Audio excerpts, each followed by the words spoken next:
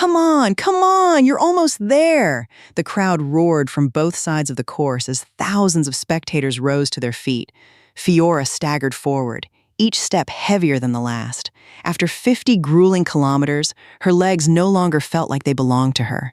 Every breath burned, every muscle begged her to stop. No one could have imagined that the skinny little girl who had once been abandoned by her father was now only 100 meters away from becoming the first woman in history to win the Blue Ridge Endurance Marathon overall. She gritted her teeth and forced herself to keep moving, one painful step after another. Behind her, the runners chasing her were getting closer. Suddenly, through the deafening roar of the crowd, she heard a voice she knew better than any other. "Come on, sweetheart. You can do it." Fiora turned her head. For the briefest moment, she caught a glimpse of her mother standing beside the course. Mary, the woman who had passed away a year earlier. The woman who had been her coach, her greatest supporter, and her constant companion through every step of this journey. Whether it was a dream or simply her exhausted mind, Fiora didn't know. But in that instant, it felt as though her mother was running beside her once again. A surge of strength filled her exhausted body. She pushed herself forward, half running, half stumbling, tears streaming down her face.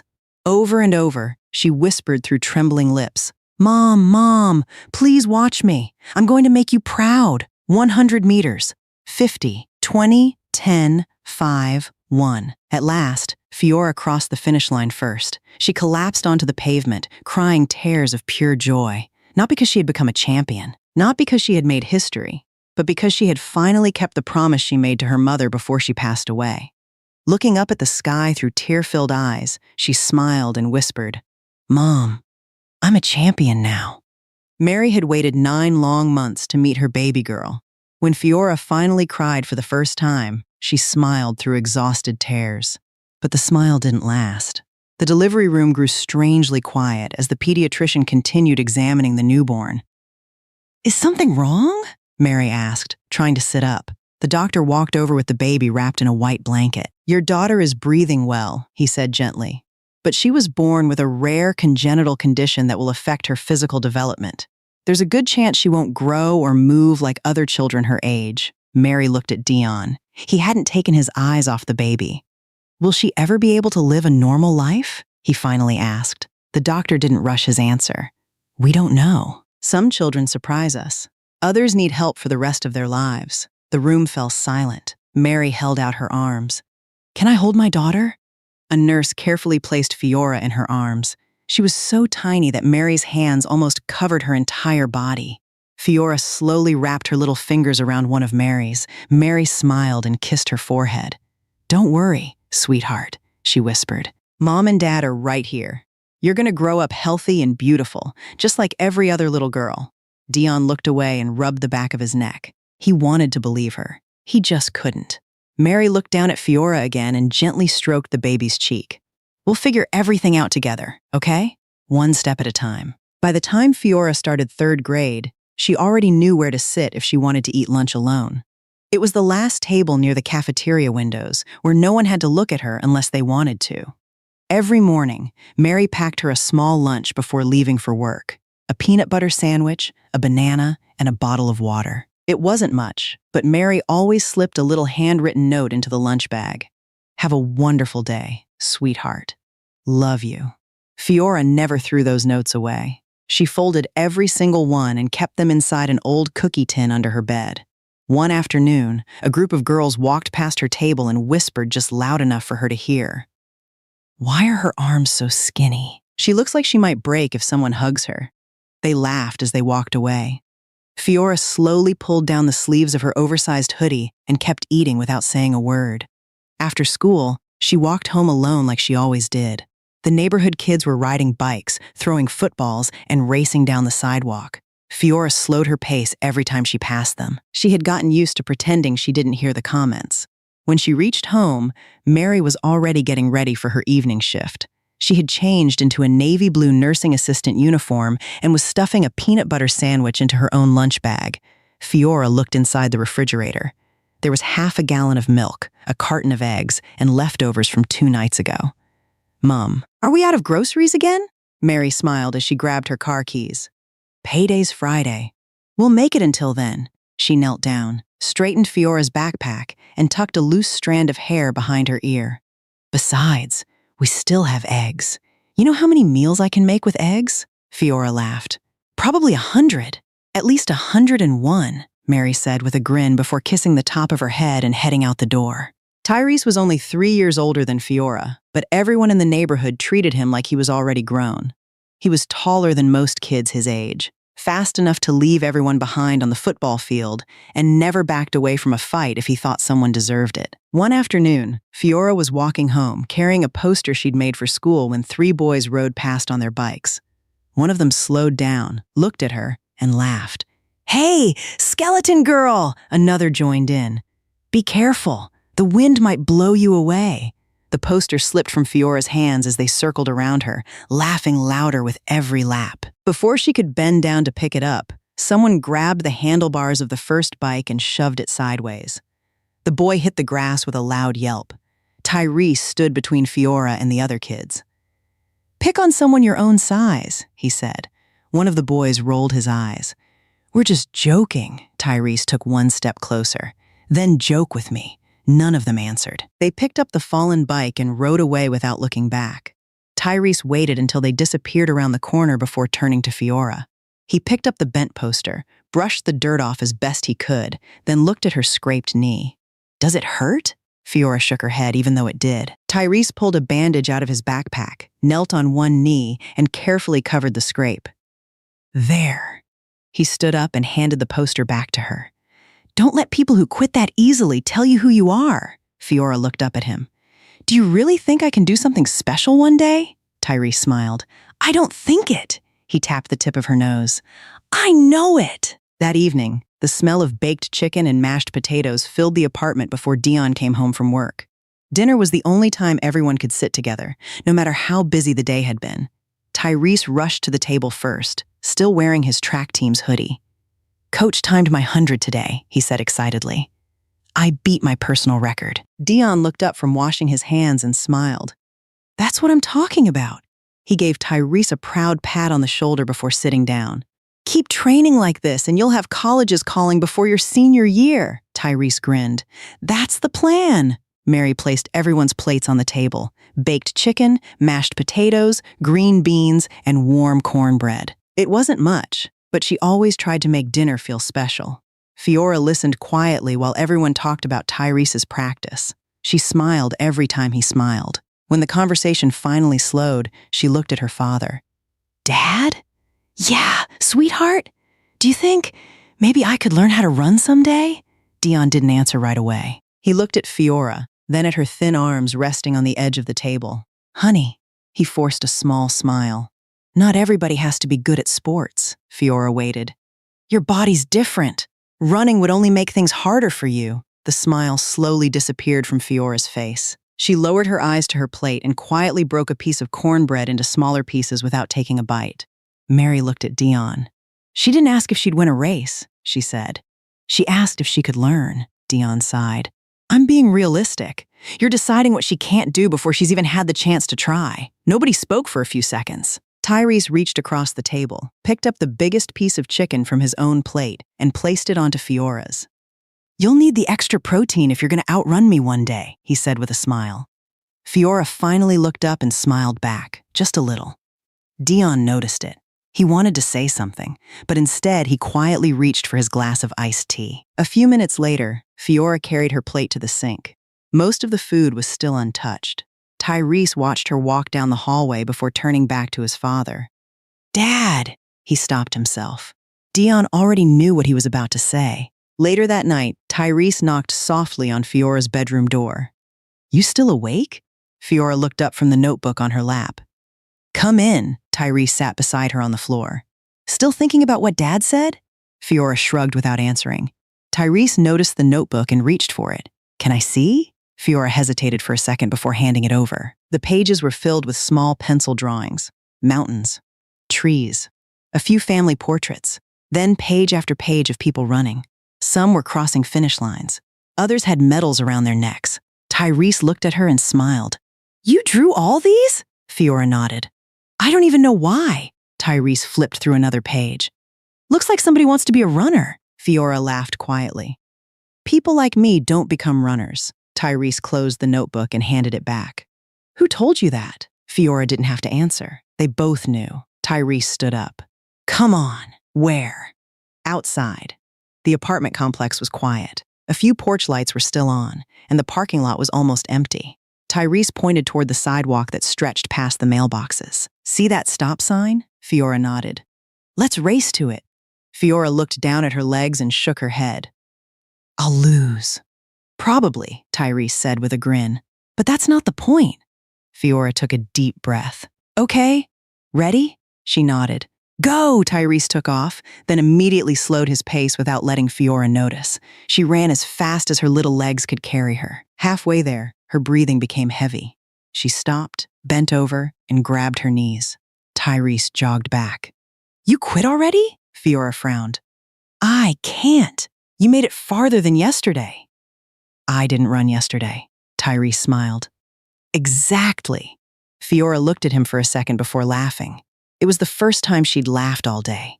Tyrese gently bumped her shoulder. One day, you're gonna beat me, Fiora rolled her eyes. You're making that up. Nope, he pointed at the stop sign. We'll start here. Tomorrow we'll make it to the next one. Early Saturday morning, Tyrese was already dressed before anyone else woke up. His track bag was waiting by the front door, and his spikes hung over one shoulder.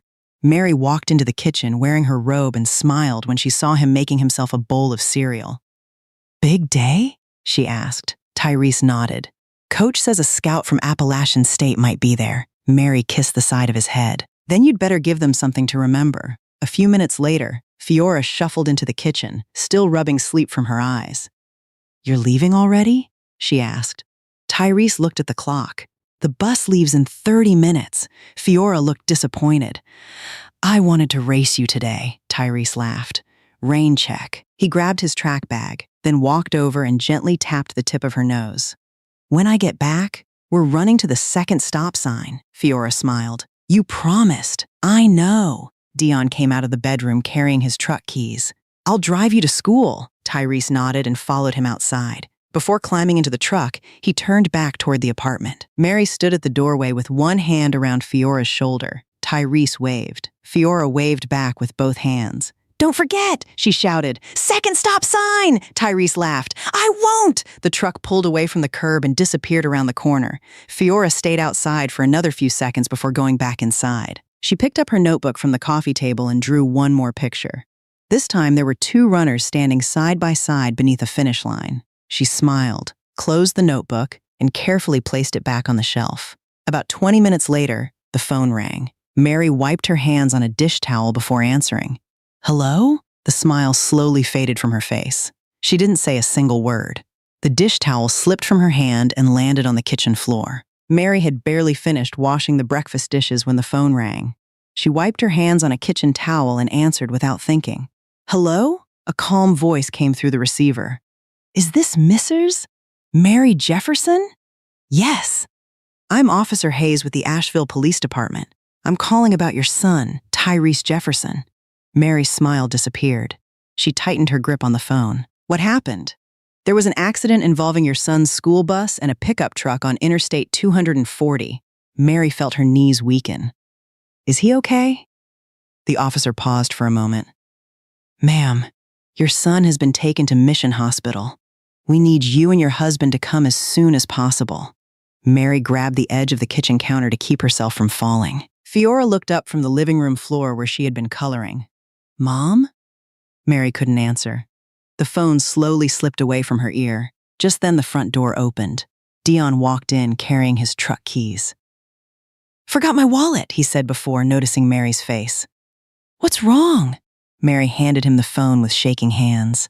Dion listened quietly. The color drained from his face. We're leaving now, he said before hanging up.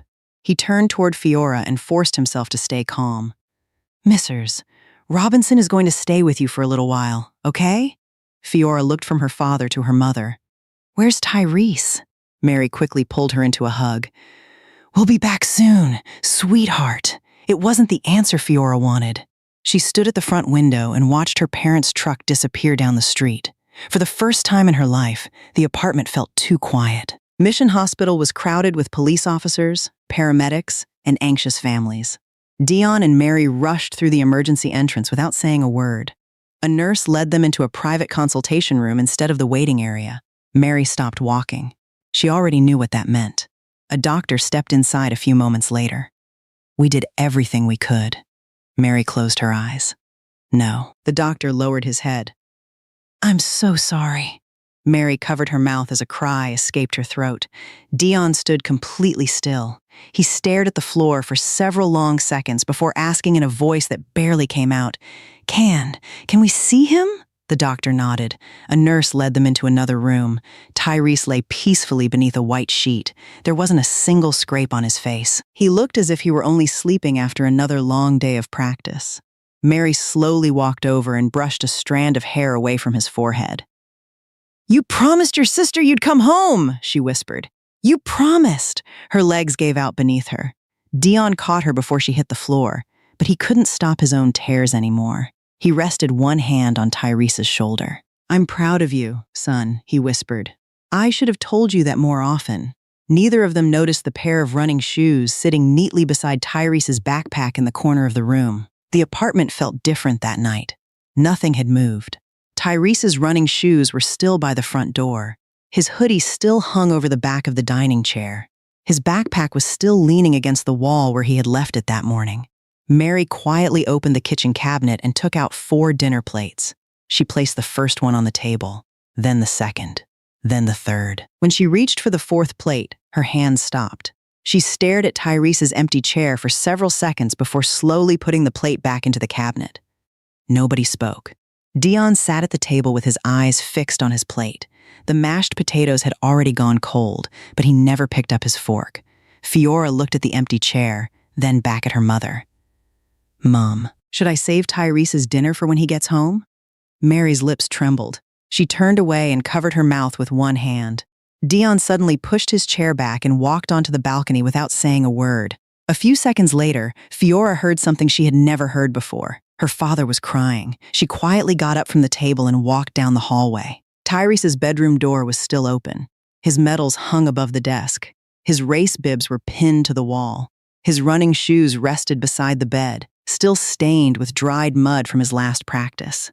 Fiora slowly picked up one of the shoes and held it against her chest. "I made it to the 2nd stop sign today," she whispered. "You said we'd run to the next one together." She sat on the edge of his bed and waited as if her brother might answer from the next room. The apartment stayed silent.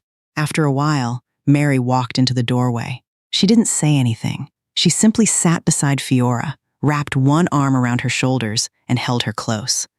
Mother and daughter stayed there until long after the house had gone dark. 3 days later, friends, neighbors, teachers, and members of Tyrese's track team filled the small church in Asheville.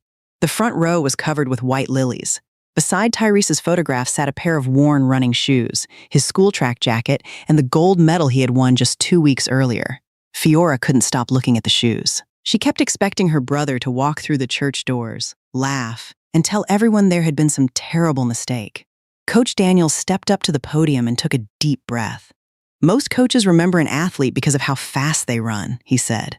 "I'll remember Tyrese because he never crossed a finish line without turning around to see if someone else needed help getting there." Several of his teammates lowered their heads. One of them quietly wiped away tears. Coach Daniel smiled through his own. Every afternoon, he'd complain that he couldn't stay late because he had to walk his little sister home from school. He never said it like it was a responsibility. He said it like it was the best part of his day. Fiora lowered her head. Mary reached over and held her hand. After the service ended, people slowly began leaving the church. Some hugged Mary. Others shook Dion's hand without saying a word. When the room was almost empty, Fiora quietly walked to the front. She stood in front of Tyrese's photograph for a long time before reaching for the pair of running shoes. She gently touched one of the laces with her fingertips. "I didn't get to beat you," she whispered with a small smile. "You won again." Mary stood a few steps behind her. Tears filled her eyes, but she didn't interrupt. She knew Fiora wasn't talking to a photograph. She was saying goodbye to her brother in the only way she knew how. The weeks after Tyrese's funeral passed more quietly than anyone thought possible. The apartment no longer echoed with laughter or the sound of running shoes hitting the hallway floor. Most evenings, Dion came home from work, changed out of his boots, and sat alone on the balcony until it was time to sleep. Some nights he didn't even touch the dinner Mary left for him. Mary tried to keep life moving. She went to work, paid the bills, helped Fiora with homework, and somehow found the strength to smile whenever her daughter looked at her. But every time she walked past Tyrese's bedroom, she slowed down for just a second before continuing down the hallway. Fiora stopped drawing pictures of finish lines. Instead, she spent hours sitting on her brother's bed, reading the old sports magazines he had collected over the years. One Saturday morning, she opened the closet and found Tyrese's track jacket hanging exactly where he had left it. She slipped it over her shoulders. The sleeves covered her hands, and the jacket almost reached her knees. She stood in front of the bedroom mirror and smiled. "You'd laugh if you saw me," she whispered. Just then, Dion walked past the open door. He stopped when he saw Fiora wearing the jacket. His face tightened. For several seconds, neither of them spoke. Fiora looked at him. "Dad." Dion walked into the room, took the jacket off her shoulders, folded it carefully, and placed it back inside the closet. "Don't touch your brother's things again," he said quietly. Fiora lowered her head. "I'm sorry." Dion nodded once and walked out of the room, closing the closet door behind him. Mary had been standing in the hallway long enough to hear everything. She waited until Dion disappeared into the living room before stepping inside. Fiora was still staring at the closed closet. Mary wrapped an arm around her shoulders. "He doesn't mean to hurt you," she said softly. Fiora leaned against her mother. "I know." Neither of them noticed Dion standing alone on the balcony. He looked toward the mountains without seeing them. In his mind, he kept replaying the same thought over and over. If Tyrese hadn't insisted on going to that meet, if he hadn't been on that bus. He closed his eyes and let out a long breath. The thought never left. It only became quieter. Nearly 3 months had passed since Tyrese's funeral. Every morning, Dion left for work before sunrise and came home long after dark. He barely spoke during dinner, and the apartment had grown so quiet that even the ticking clock on the kitchen wall seemed louder than before. One Saturday morning, Fiora woke up to the sound of someone knocking on her bedroom door. "Get dressed," Dion said. "We're going somewhere." 20 minutes later, his pickup truck pulled into the parking lot of Asheville High School. The track was empty except for a few runners warming up in the cool morning air. Fiora looked around in confusion. "Dad, why are we here?" Dion opened the back seat and pulled out a familiar duffel bag. He unzipped it and took out Tyrese's running shoes. For a few seconds, he simply stared at them before handing them to Fiora. "Put them on." Fiora looked down at the shoes. "These are Tyrese's." "I know." "Dad, put them on." Fiora slowly sat on the bench and slipped her feet into the oversized shoes. They were much too big. She could barely keep them on while standing. Dion walked onto the track and looked back at her. "Come here." Fiora hurried after him, struggling to keep the shoes from slipping off. Dion pointed toward the first curve of the track. "Run 1 lap," Fiora blinked. "Just run?" "Yes." She took a deep breath and started jogging. Before she had even reached the other side of the track, her breathing became uneven. Halfway through the lap, she slowed to a walk. By the time she returned to where Dion was standing, she was bent over, gasping for air. "I can't." Dion looked at her for a long moment. "Your brother never quit after 1 lap." Fiora lowered her head. "I'm not Tyrese." Dion looked away toward the empty lanes stretching ahead. "No." His voice was quiet. "You're not." After a few seconds, he pointed back toward the track. "Take a short break." Fiora looked up. "Then we'll do 1 more." From that day on, every morning began the same way. Before the sun came up, Dion knocked on Fiora's bedroom door. By 5:30, they were already at the track.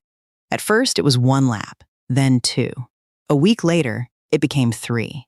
Fiora never complained, but every afternoon she came home too tired to finish her homework before falling asleep at the kitchen table. One rainy morning, she slipped on the wet track and scraped both knees. Mary rushed toward her with a towel. "That's enough for today." Before Fiora could answer, Dion held out his hand and helped her back to her feet. "Walk it off."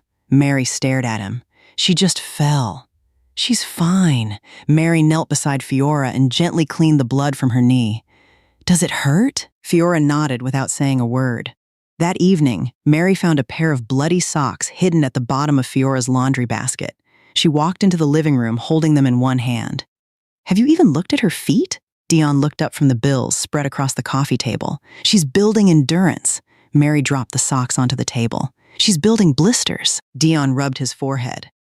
If she quits every time something hurts, she'll spend her whole life believing she's weak. Mary looked at him in disbelief. She's 10 years old, Dion. Neither of them noticed Fiora standing quietly in the hallway. She looked down at her bandaged feet, then slowly walked back to her room. A few minutes later, Dion knocked on her door. "Set your alarm for 5. Fiora looked at him for a moment before quietly asking, "Can I wear my own shoes tomorrow?" Dion glanced at Tyrese's running shoes beside the bed. "No." He picked them up and placed them in front of her. "You'll wear your brother's." By the beginning of summer, training had become part of Fiora's life. Every morning started at 5. Every afternoon ended with sore legs and aching feet. Dion kept adding a little more each week. Another lap, another hill, another minute. "You're getting stronger," he would say. Fiora wanted to believe him. She wanted to make him smile the way he used to smile at Tyrese. One Saturday morning, Dion drove her to a trail just outside Asheville where local runners trained before marathon season. The route climbed steadily through the hills before looping back toward the parking lot. "Today we're trying the hill," Dion said. Fiora looked up at the long incline. "Dad, I've never run uphill before. That's why we're here." She nodded and started running. The first few minutes weren't too bad. Then every step became harder than the last. Her breathing grew heavier. Her legs felt as if they were filled with sand. Halfway up the hill, she slowed to a walk. "Keep going," Dion called from behind. Fiora tried. She really did. She took a few more steps before stopping again. "Dad," she gasped. "I can't breathe." Dion pointed toward the top of the hill. Just a little farther, Fiora forced herself forward. One step, then another. Her vision blurred. The trees around her seemed to sway. She reached out as if to grab something, but there was nothing there. The next moment, her knees buckled. She collapsed onto the trail. "Fiora!" Dion ran toward her. She didn't answer. Her eyes were closed, and her face had turned pale. Dion dropped to his knees and gently shook her shoulder. "Fiora, wake up!" A couple who had been jogging nearby immediately ran over. "Call 911!" the man shouted to his wife. Dion picked Fiora up and held her in his arms. "Come on, sweetheart," he whispered, panic filling his voice. "Open your eyes." A few minutes later, the sound of sirens echoed through the mountains. Mary arrived at Mission Hospital less than 20 minutes after Dion called. She rushed into the emergency room and found Fiora lying quietly in a hospital bed with an IV in her arm. "Baby." Mary gently brushed the hair away from Fiora's forehead before turning toward Dion. "What happened?" Dion couldn't meet her eyes. "She passed out during training." Mary stared at him. "Training?" Before Dion could answer, the doctor walked into the room holding Fiora's chart. "She's stable," he said. Fortunately, she was brought in quickly. Mary let out the breath she had been holding. "Will she be okay?" "She'll recover," but her body was pushed far beyond its limits. The doctor looked at Dion. "Your daughter was born with a condition that already affects her muscles. Forcing this level of physical training is extremely dangerous. If this continues, she could suffer permanent damage." The room fell silent. After the doctor left, Mary slowly turned back toward Dion. "How long?" Dion frowned. "What? How long have you been pushing her like this?" "I'm trying to make her stronger." "By sending her to the hospital?" Dion raised his voice for the first time in months. "You think I wanted this? Then why?" Mary asked. "Because I'm not going to lose another child!" The words echoed through the room. Mary looked at him for several seconds before speaking again. "You aren't helping Fiora." Her voice was calm now. "You're trying to replace Tyrese." Dion immediately shook his head. "That's not true." "Then tell me why she's wearing his shoes." Dion looked toward the pair of oversized running shoes sitting beside the hospital bed. He opened his mouth, but no words came out. Mary wiped away the tears on her cheeks. "The son you lost is gone, Dion." She gently took Fiora's hand. "The daughter sitting in this bed is still here." Fiora had been awake for several minutes. She kept her eyes closed. She heard every single word. Fiora was discharged from the hospital the following afternoon. The ride home was quieter than the drive there. Mary sat beside her in the back seat while Dion kept both hands on the steering wheel. No one spoke. After they got home, Mary helped Fiora onto the couch and covered her with a blanket. Get some rest, she whispered. Fiora nodded and closed her eyes. A few minutes later, Mary walked into the bedroom she shared with Dion and quietly closed the door behind her. I'm taking Fiora and leaving. Dion looked up from the edge of the bed. You're overreacting. Am I? Mary asked. She collapsed because you kept pushing her. I was trying to help her. No, Mary shook her head. You were trying to turn her into someone she could never be. Dion stood up. I lost my son, Mary. So did I. Mary's voice cracked. But I refused to lose my daughter, too. Neither of them spoke for several seconds. Mary walked to the closet and pulled out an old suitcase. She laid it on the bed and slowly began folding Fiora's clothes.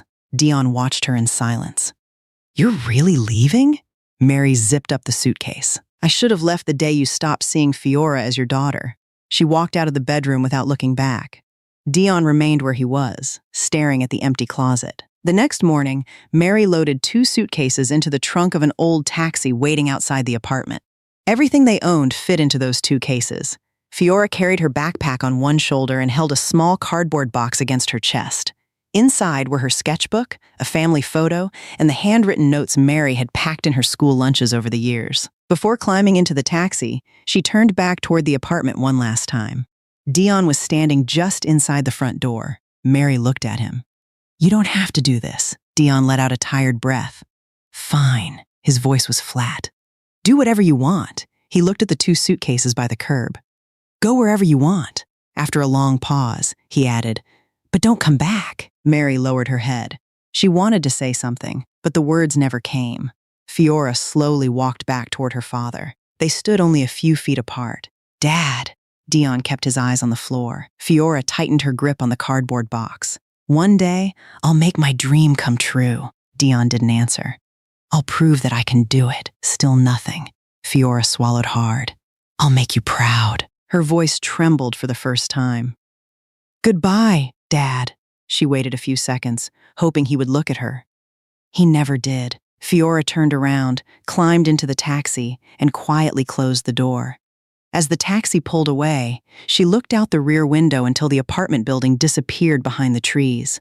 Only then did Dion slowly step out onto the porch. The street was empty. He stood there for a long time before quietly walking back inside and closing the front door. The taxi stopped in front of a small apartment building on the east side of Asheville just before noon. Mary paid the driver, then stood quietly on the sidewalk for a moment. Everything they owned fit into 2 old suitcases, a backpack, and a small cardboard box. Fiora looked up at the 3-story brick building. The paint around the windows had faded, and the wooden stairs creaked with every step. Mary forced a smile. Come on, let's see our new home. The apartment was barely big enough for the 2 of them. There was a tiny kitchen, a worn-out couch, a small dining table with 2 mismatched chairs, and a bedroom just large enough for a bunk bed. The landlord handed Mary the keys. It's not fancy, he said, but the rent's affordable. Mary thanked him before closing the door behind them. For a few seconds, neither of them spoke. The apartment felt empty. Fiora slowly carried her cardboard box into the bedroom and placed it beside the bed. She looked around the unfamiliar room before quietly asking, Mom, do you think we'll be okay? Mary walked over, knelt in front of her, and gently tucked a strand of hair behind her ear. I don't know if life will be easy, she smiled.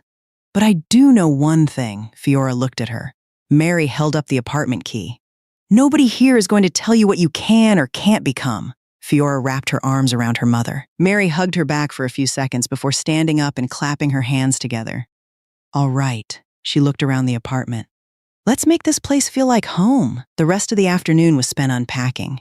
Mary pushed the couch against the wall while Fiora folded clothes into the small dresser they had found at a thrift store that morning. By sunset, the apartment still looked simple, but it finally felt lived in. That night, the 2 of them sat on the living room floor eating instant noodles because they didn't own a dining table yet. Mary raised her plastic fork with a grin. Our first dinner in our new home. Fiora laughed and gently tapped her fork against her mother's.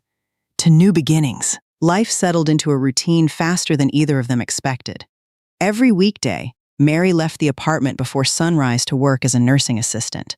3 evenings a week, she changed into a black polo shirt and worked the dinner shift at a family restaurant across town. Most nights, she didn't get home until after 10. While Mary worked, Fiora learned to take care of the little apartment. She swept the floors, washed the dishes, folded laundry, and started dinner before her mother came home. Sometimes dinner was scrambled eggs and toast. Sometimes it was rice with canned beans. On better weeks, Mary brought home leftover grilled chicken from the restaurant. One rainy evening, Fiora looked through the refrigerator before closing the door again. Mom. Mary looked up from a stack of unpaid bills. Yeah? We're almost out of milk. Mary picked up a pen and quietly added another number to the piece of paper in front of her. Rent, electricity, water, groceries, medication. She counted the cash in her wallet one more time before smiling at Fiora. Payday's Friday.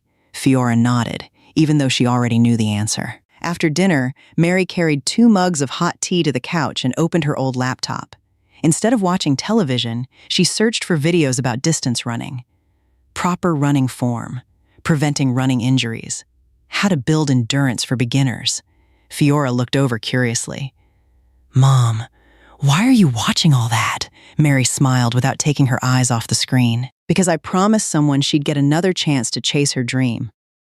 You don't have to do this. Mary finally looked at her daughter.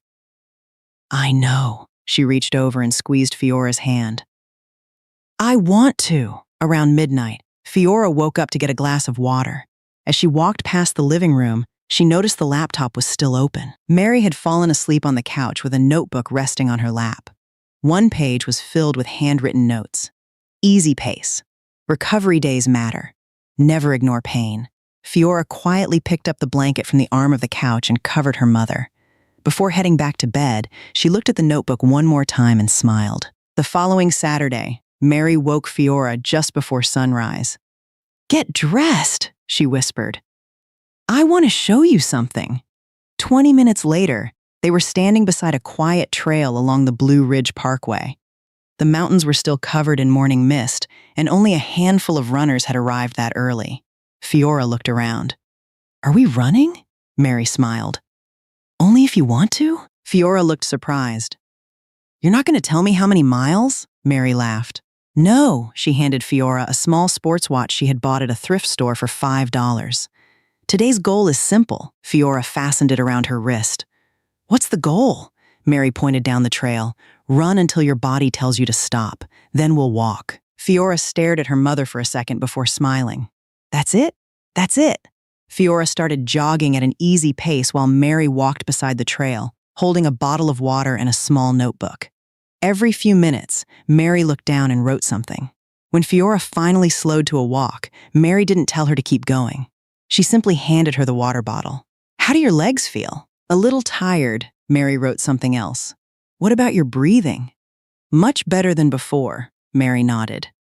Good, that's progress. Fiora looked at the notebook. What are you writing? Mary turned it around. Every page was filled with little notes. Distance, time, weather, how Fiora felt after each run. Fiora smiled. You wrote all that? Mary laughed. I'm learning. From where? Mary pulled her phone out of her pocket. The screen was filled with bookmarked articles and videos about distance running.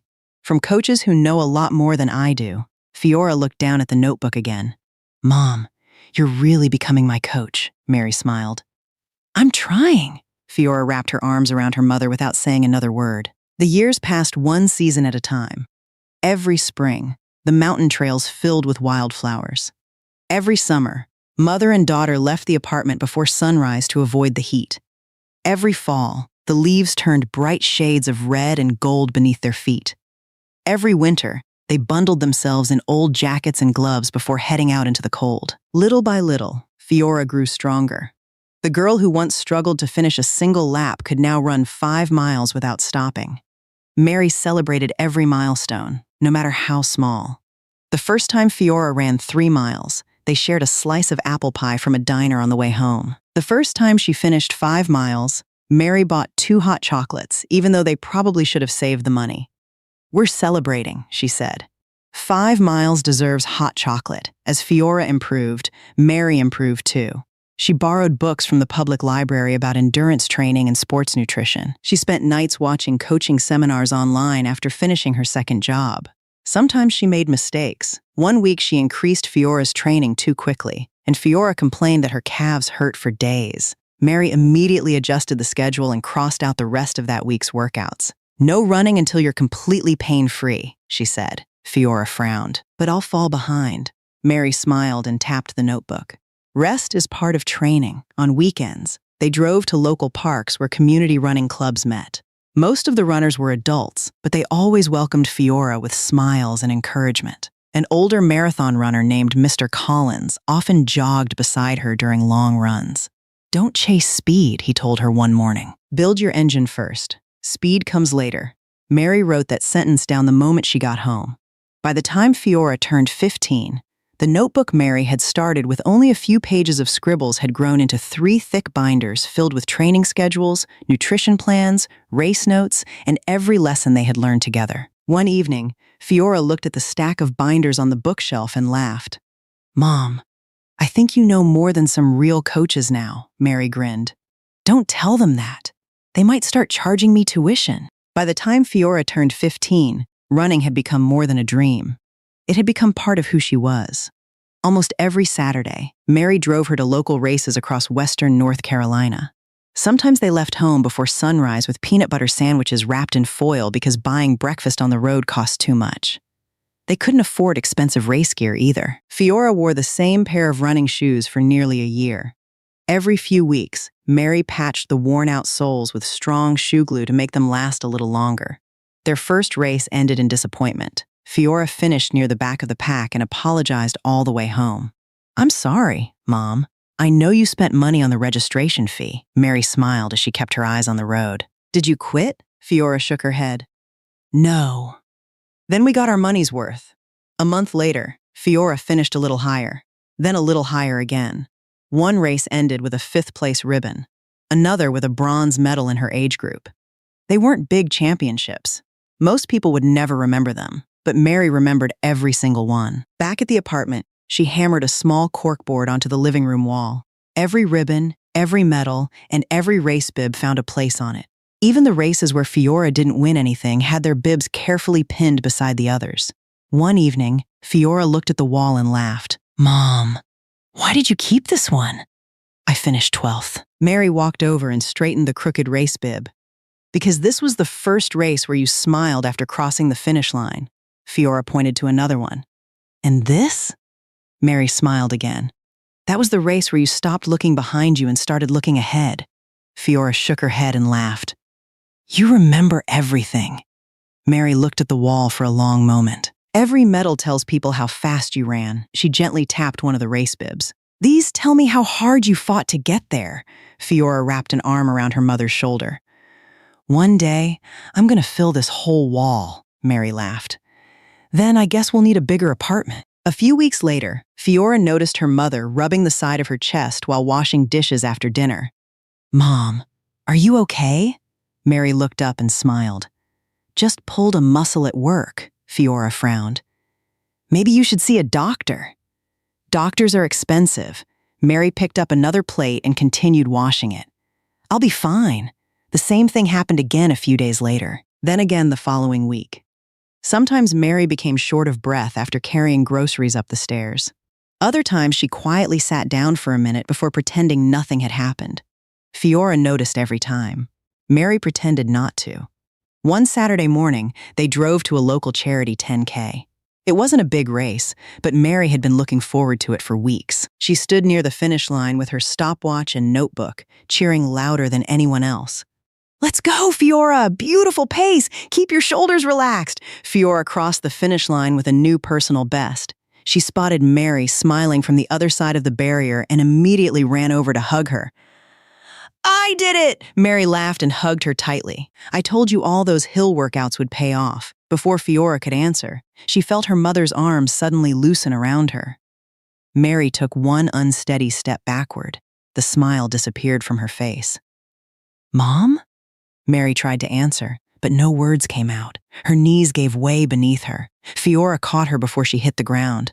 "Mom!" People nearby rushed toward them. Someone called for an ambulance, while another runner knelt beside Mary to check her pulse. Fiora held her mother's hand so tightly that her own fingers began to shake. "Mom, please!" The sound of an ambulance echoed through the park as Mary lay unconscious in her daughter's arms. Fiora didn't leave Mary's side until the doctor walked into the hospital room the next morning. He placed several test results on the table before pulling up a chair. "Mrs. Jefferson, we've finished reviewing your scans," Mary nodded. "Tell me the truth." The doctor folded his hands together. "Your heart has been working much harder than it should for a long time. Based on what we found, you have severe dilated cardiomyopathy," Fiora frowned. "What does that mean?" "It means her heart has become too weak to pump blood efficiently." He looked at Mary. "The symptoms you've been ignoring over the past year weren't just exhaustion." Mary lowered her eyes. She already knew what he was about to say. "Can medication fix it?" she asked. The doctor slowly shook his head. "Medication can help manage the symptoms, but it won't solve the problem. You'll eventually need heart surgery." Fiora immediately asked the question Mary couldn't bring herself to ask. "How much will it cost?" The doctor opened another folder and slid a printed estimate across the table. Fiora stared at the numbers without saying a word. Even after insurance, the remaining cost was more money than they had ever saved. Mary quietly folded the paper and placed it back on the table. "We'll find a way," she said with a smile that didn't reach her eyes.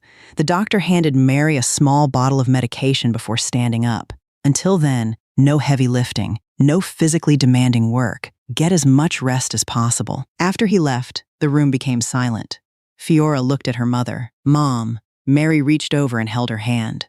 "I'm still here," Fiora nodded, but she couldn't stop looking at the folded estimate lying on the table between them. The apartment felt quieter than ever after Mary came home from the hospital. Her medications lined one side of the kitchen counter, and a sheet of doctor's instructions was taped to the refrigerator with a small magnet. Every morning, Fiora reminded her mother which pills to take before leaving for school. Every evening, she reminded her again. Mary tried to help around the apartment whenever Fiora wasn't looking. She folded laundry while sitting down. She washed a few dishes before needing to rest. Even walking from the bedroom to the kitchen sometimes left her short of breath. One afternoon, Fiora came home earlier than usual and found Mary standing in the kitchen, one hand gripping the counter while trying to pour herself a glass of water. Fiora rushed over and gently took the glass from her. "Mom, you should have called me," Mary smiled. "I was only getting some water." Fiora filled the glass and handed it back before helping her sit down. Neither of them said another word. That night, after Mary had fallen asleep, Fiora sat alone at the dining table with a calculator, a notebook, and a stack of unpaid bills. Rent, utilities, groceries, medication, follow-up appointments. She added every number twice, hoping she had made a mistake the first time.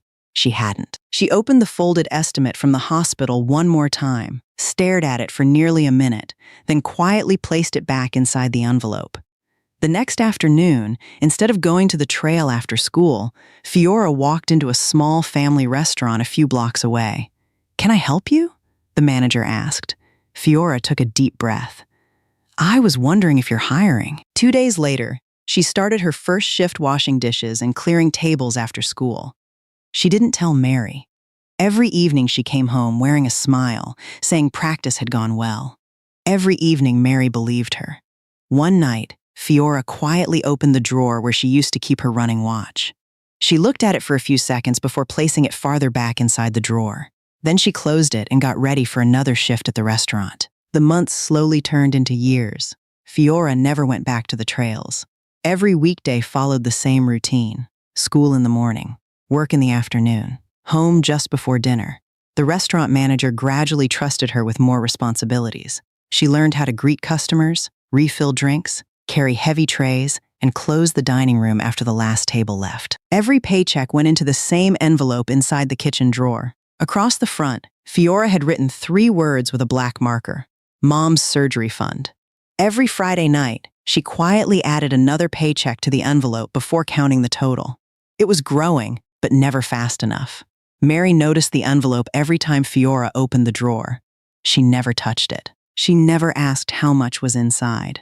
One evening, Fiora came home almost an hour later than usual. Her feet ached from standing all day, but she still smiled as she walked through the front door.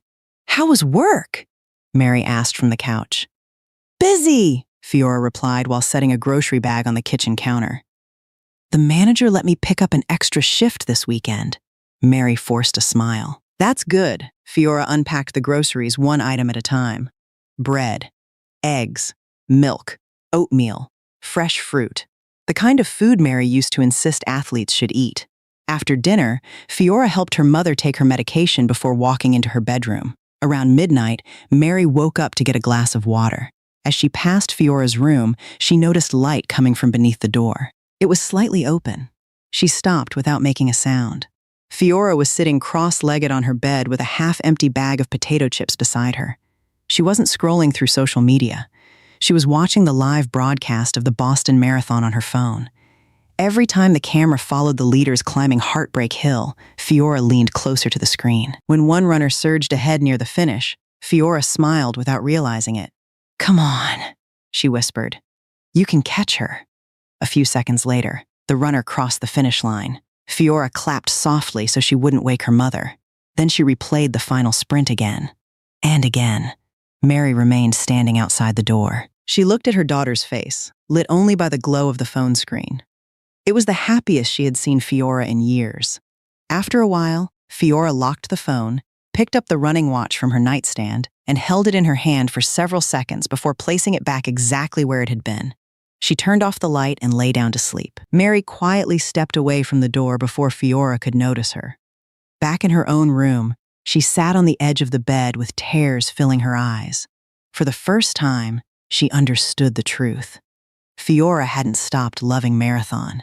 She had only stopped allowing herself to chase it. Almost 3 years had passed since Mary left the hospital. The envelope labeled Mom's surgery fund had grown thicker, but every follow-up appointment seemed to make it thinner again.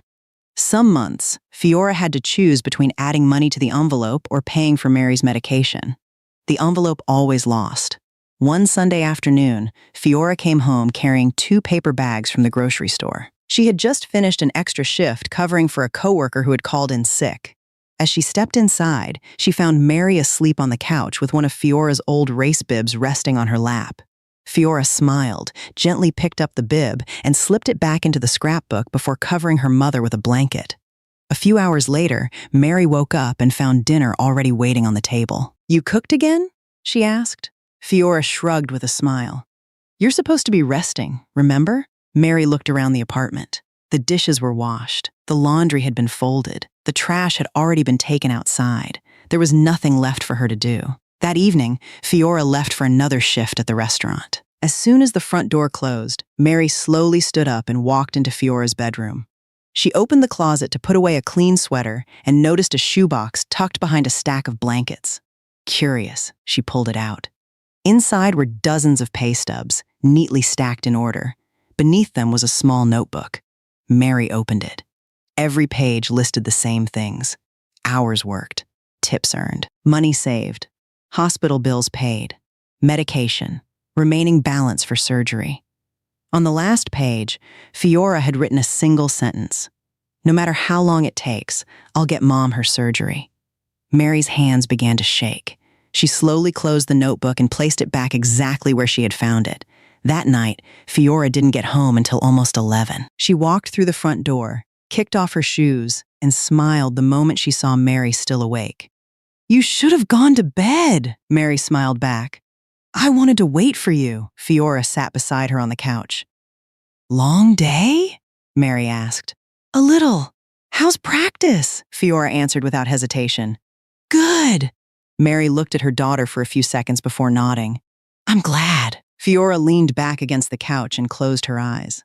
Less than a minute later, she had fallen asleep sitting upright, still wearing her work uniform. Mary quietly reached for the remote and turned off the television. Then she gently rested her hand on Fiora's head. She stayed there for a long time, watching her daughter sleep. By the next morning, Mary had already made a decision. She wasn't going to let Fiora throw away the rest of her life for her. The next Saturday, Fiora woke up to the smell of breakfast. She frowned and quickly got out of bed. "Mom?" she called as she hurried toward the kitchen. Mary was standing at the stove, flipping pancakes with a smile on her face. The dining table had already been set with 2 plates, fresh fruit, and orange juice. "Morning," Mary said cheerfully. Fiora's eyes widened. "Mom, what are you doing?" "Making breakfast. You shouldn't be standing this long, Mary laughed. I've been sitting around this apartment for almost 3 years. I think I can survive making pancakes. After breakfast, Fiora carried the dishes to the sink, but when she came back, the kitchen had already been cleaned. Mom! Mary looked up from folding a towel. What? You don't have to do all this, Mary shrugged. I wanted to. The rest of the morning felt strangely normal. Mary watered the plants outside the apartment, folded laundry, and even swept the living room while humming softly to herself. Fiora followed her around the apartment all day. Mom, let me do that. Mom, sit down. Mom, Mary laughed every time. I'm fine, sweetheart. That afternoon, the two of them sat on the small porch outside their apartment with 2 glasses of iced tea. Neither of them spoke for a while. They simply watched children riding bicycles across the parking lot. Finally, Mary broke the silence. I've been watching you, Fiora looked at her. Watching me? Mary nodded. Every morning before work. Every night after work. Every time you smiled so I wouldn't worry. Fiora lowered her eyes. Mary reached over and gently took her hand. Then one night, she smiled sadly. I saw you watching the Boston Marathon, Fiora froze. Mary squeezed her hand a little tighter. I've also seen the envelope. Fiora's lips parted, but no words came out, and the notebook tears slowly filled Fiora's eyes. Mom, Mary shook her head. You gave up the thing you love most because you wanted to save me. Fiora finally looked up. Because I don't want to lose you. Mary's eyes turned red. She brushed a tear from Fiora's cheek with her thumb. Listen to me, Fiora nodded. These past few years, Mary whispered, you've been living my life. She gently placed Fiora's running watch in her daughter's hand. I want you to start living yours again. Fiora closed her fingers around the watch. But your surgery, Mary smiled. We'll figure that out together. Fiora shook her head. I can't leave you alone, Mary laughed softly. Sweetheart, she pointed toward the trail that could be seen in the distance beyond the apartment buildings. You belong out there. Fiora couldn't hold back her tears anymore. She leaned forward and hugged her mother as tightly as she could. Mary closed her eyes and held her daughter close. Promise me something, Fiora nodded against her shoulder. Run again. Not for me. For yourself. The first morning back felt strangely unfamiliar. Before sunrise, Fiora quietly tied her running shoes while the apartment remained silent. She packed Mary's morning medication into a small pill organizer, placed a bottle of water beside the couch, and left a handwritten note on the coffee table. Breakfast is in the oven. Don't forget your medicine. I'll be home after work. Love you. Before opening the front door, she looked back one more time. Mary smiled from the couch and waved her hand. Go on. I'll be fine. Fiora hesitated for a second before finally leaving. The moment the apartment door closed, Mary's smile slowly faded. She rested one hand against her chest and waited until her breathing became steady again before reaching for the glass of water. By the time Fiora finished her morning run, she had just enough time to shower and head to work. Nearly every evening followed the same routine. She clocked out just before 6, grabbed a sandwich on the way to the park, changed into her running clothes in the public restroom, and trained until the sun disappeared behind the mountains. Some nights her legs still felt heavy after standing all afternoon at the restaurant. Some nights she wanted nothing more than to go home and sleep. But every time she thought about quitting early, she remembered the way Mary had placed the red bracelet around her wrist, so she kept running. When she finally returned home each night, Mary always greeted her with the same bright smile. How was training? Better than yesterday, Fiora would answer almost every time. Mary smiled proudly. Tomorrow will be even better. Later that night, after Fiora had gone to bed, Mary quietly walked into the bathroom, locked the door, and leaned both hands against the sink. Her face had turned pale. She reached into the medicine cabinet, swallowed another pill with shaking hands, then splashed cold water across her face before forcing herself to smile again. By morning, it looked as though nothing had happened. The park became part of Fiora's life again. Every evening, just before sunset, runners filled the paved trail that wound through the trees. Some came to stay in shape. Others trained for upcoming races. Fiora came because it was the only place where she felt completely free. For nearly 2 weeks, she never noticed the tall man with silver hair who arrived around the same time every evening. He always stretched near the same bench before beginning his own run.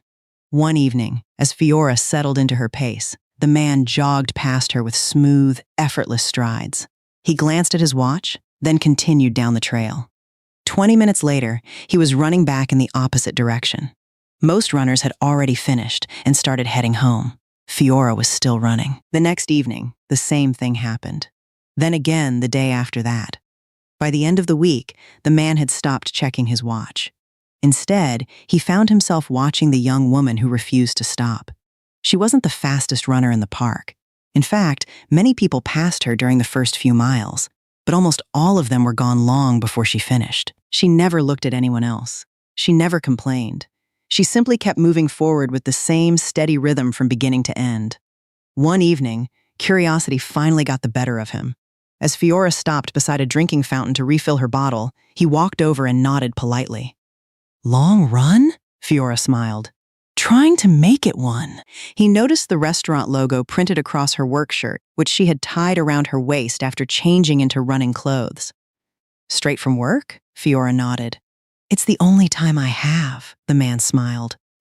That explains a lot. Before Fiora could ask what he meant, he politely tipped his cap. "Have a good run." Then he jogged away without saying another word. Fiora watched him disappear down the trail before shrugging and continuing her workout. She had no idea that the man had just become genuinely interested in her future. Over the next several weeks, Trayvon kept seeing Fiora at the park. Rain or shine, she always arrived after work, wearing the same faded backpack. Some evenings she looked exhausted before she even started running. Even then, she never skipped a workout. One night, Trayvon deliberately changed his own route so he could observe her longer. He noticed something most people would have missed. Fiora wasn't naturally powerful. She didn't have the long stride or explosive speed of the stronger runners. But once she settled into her pace, it barely changed. Mile after mile, her breathing stayed controlled, her cadence stayed steady, and she almost never stopped to rest. Trayvon smiled to himself.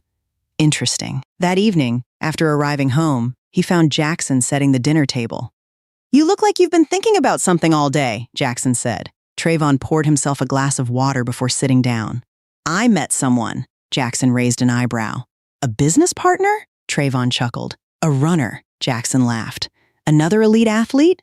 Trayvon shook his head. "Not yet." He pulled out his phone and showed Jackson a photo he had quietly taken from a distance while several runners were stretching after training. Fiora stood near the back of the group, tying her shoelaces. "She doesn't look like much," Jackson admitted.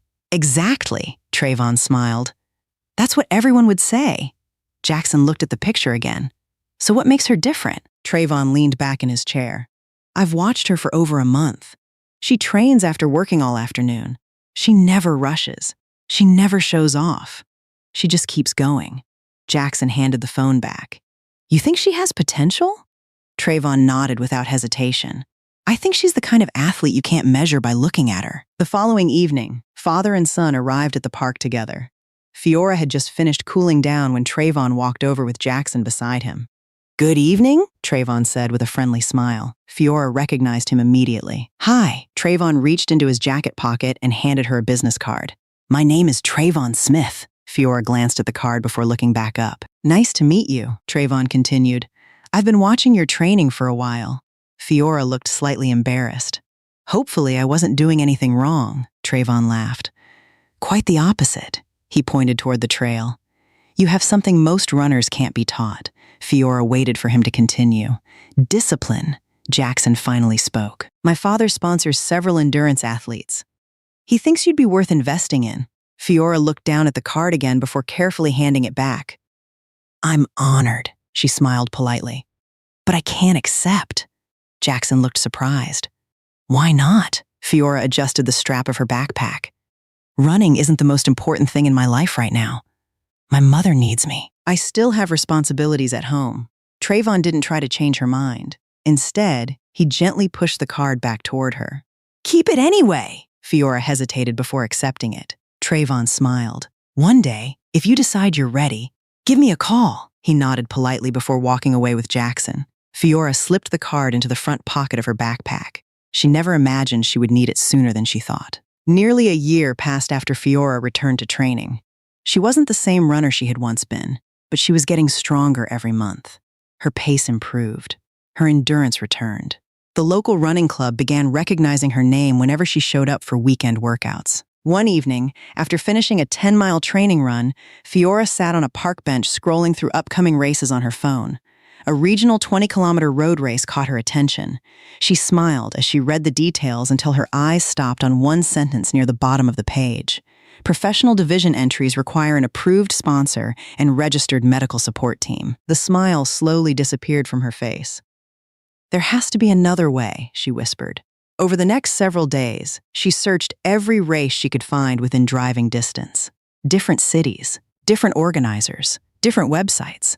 The answer was always the same. Elite and development divisions required official sponsorship and medical supervision. Late one night, after Mary had gone to bed, Fiora sat alone at the kitchen table with her laptop open. She rubbed her eyes before closing another registration page. Rejected. She leaned back in her chair and stared at the ceiling. Almost a year of training, and she couldn't even stand on the starting line. Her eyes drifted toward the small corkboard hanging beside the refrigerator. Tucked beneath a grocery list was a business card she had nearly forgotten about, Trayvon Smith. She quietly walked over and took it down. For several minutes, she simply turned it over in her hands. Pride had kept her from making this call. She had wanted to prove she could reach the starting line by herself. But this wasn't about pride anymore. It was about opportunity. Fiora picked up her phone, entered the number, then stopped before pressing the call button. She took a long breath, looked toward Mary's bedroom, and finally tapped the screen. The phone rang twice. "This is Trayvon Smith," Fiora swallowed. "Master Smith!" There was a brief pause before Trayvon recognized the voice. "Fiora?" "Yes, sir. I was wondering if your offer still stands." A smile slowly spread across Trayvon's face. He leaned back in his chair and looked out the office window. "I was beginning to think you'd never call," Fiora let out a nervous laugh. "I wanted to do this on my own." "I know," Trayvon replied. "That's exactly why I never called you first." Fiora lowered her head. "I think I'm finally ready." Trayvon nodded, even though she couldn't see him. "Good. Let's help you get to the starting line." 3 months after signing the sponsorship agreement, Jackson called Fiora just as she was finishing her shift at the restaurant. "I've got something for you," he said. "A 20-kilometer elite development race in Roanoke, Virginia. It's about 200 miles north of Asheville.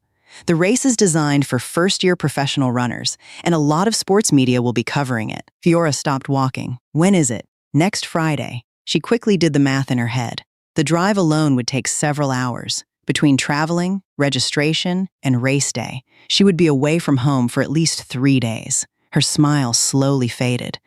"I don't think I can." Jackson sounded surprised. "Why not?" Fiora looked toward the apartment building across the street. "My mom can't stay by herself that long." Jackson was quiet for a moment before saying, "Talk to her first. Then let me know." That evening, Fiora sat beside Mary on the couch and told her everything. Mary listened without interrupting. When Fiora finished, she simply smiled. "You're going." Fiora immediately shook her head. "Mom?" "No." Mary reached over and squeezed her hand. "You've worked too hard to miss this. But you'll be here by yourself. I'll be fine," Fiora laughed softly. "You always say that," Mary smiled back. "Because it's true." Fiora looked at her mother for several long seconds before quietly saying, "If something happens while I'm gone." Mary gently placed a finger against Fiora's lips. "Nothing is going to happen." She slowly stood up and walked into her bedroom. A few moments later, she returned holding a small red bracelet made from braided thread. Tiny knots had been carefully tied by hand all the way around it. "I've been making this for weeks," Mary said. Fiora looked at it in surprise. "For me?" Mary nodded. "Give me your hand." Fiora held out her wrist. Mary carefully tied the bracelet into place before gently patting it once. "There," Fiora smiled. "It's beautiful." Mary looked into her daughter's eyes. "Bring your best home," Fiora nodded. "I will." Early the next morning, Jackson pulled into the apartment parking lot. He loaded Fiora's bag into the trunk while Trayvon checked that all the race documents were in order. Before getting into the car, Fiora hugged Mary tightly. "I'll call every night." Mary kissed her forehead. "I'll be waiting." Fiora smiled one last time before climbing into the car. She looked back through the window as they pulled away. Mary was still standing outside, waving until the car disappeared around the corner. Only after it was gone did Mary slowly lower her hand. She waited another few seconds, then quietly held one hand against her chest and leaned against the porch railing until the dizziness passed. After catching her breath, she straightened herself, smiled to no one in particular, and slowly walked back inside. Roanoke welcomed runners from across the southeast. Banners stretched across downtown streets, television crews moved between interview tents, and volunteers hurried from one checkpoint to another. It was unlike anything Fiora had ever experienced. She stood near the starting line wearing her race bib while quietly taking everything in. Jackson walked over holding 2 paper cups. Water? Fiora accepted one with a grateful smile. Nervous? She nodded. A little. Jackson looked toward the crowd gathering behind the barricades. Good. It means today matters. A race official stepped onto the stage and began introducing several of the top young runners expected to compete.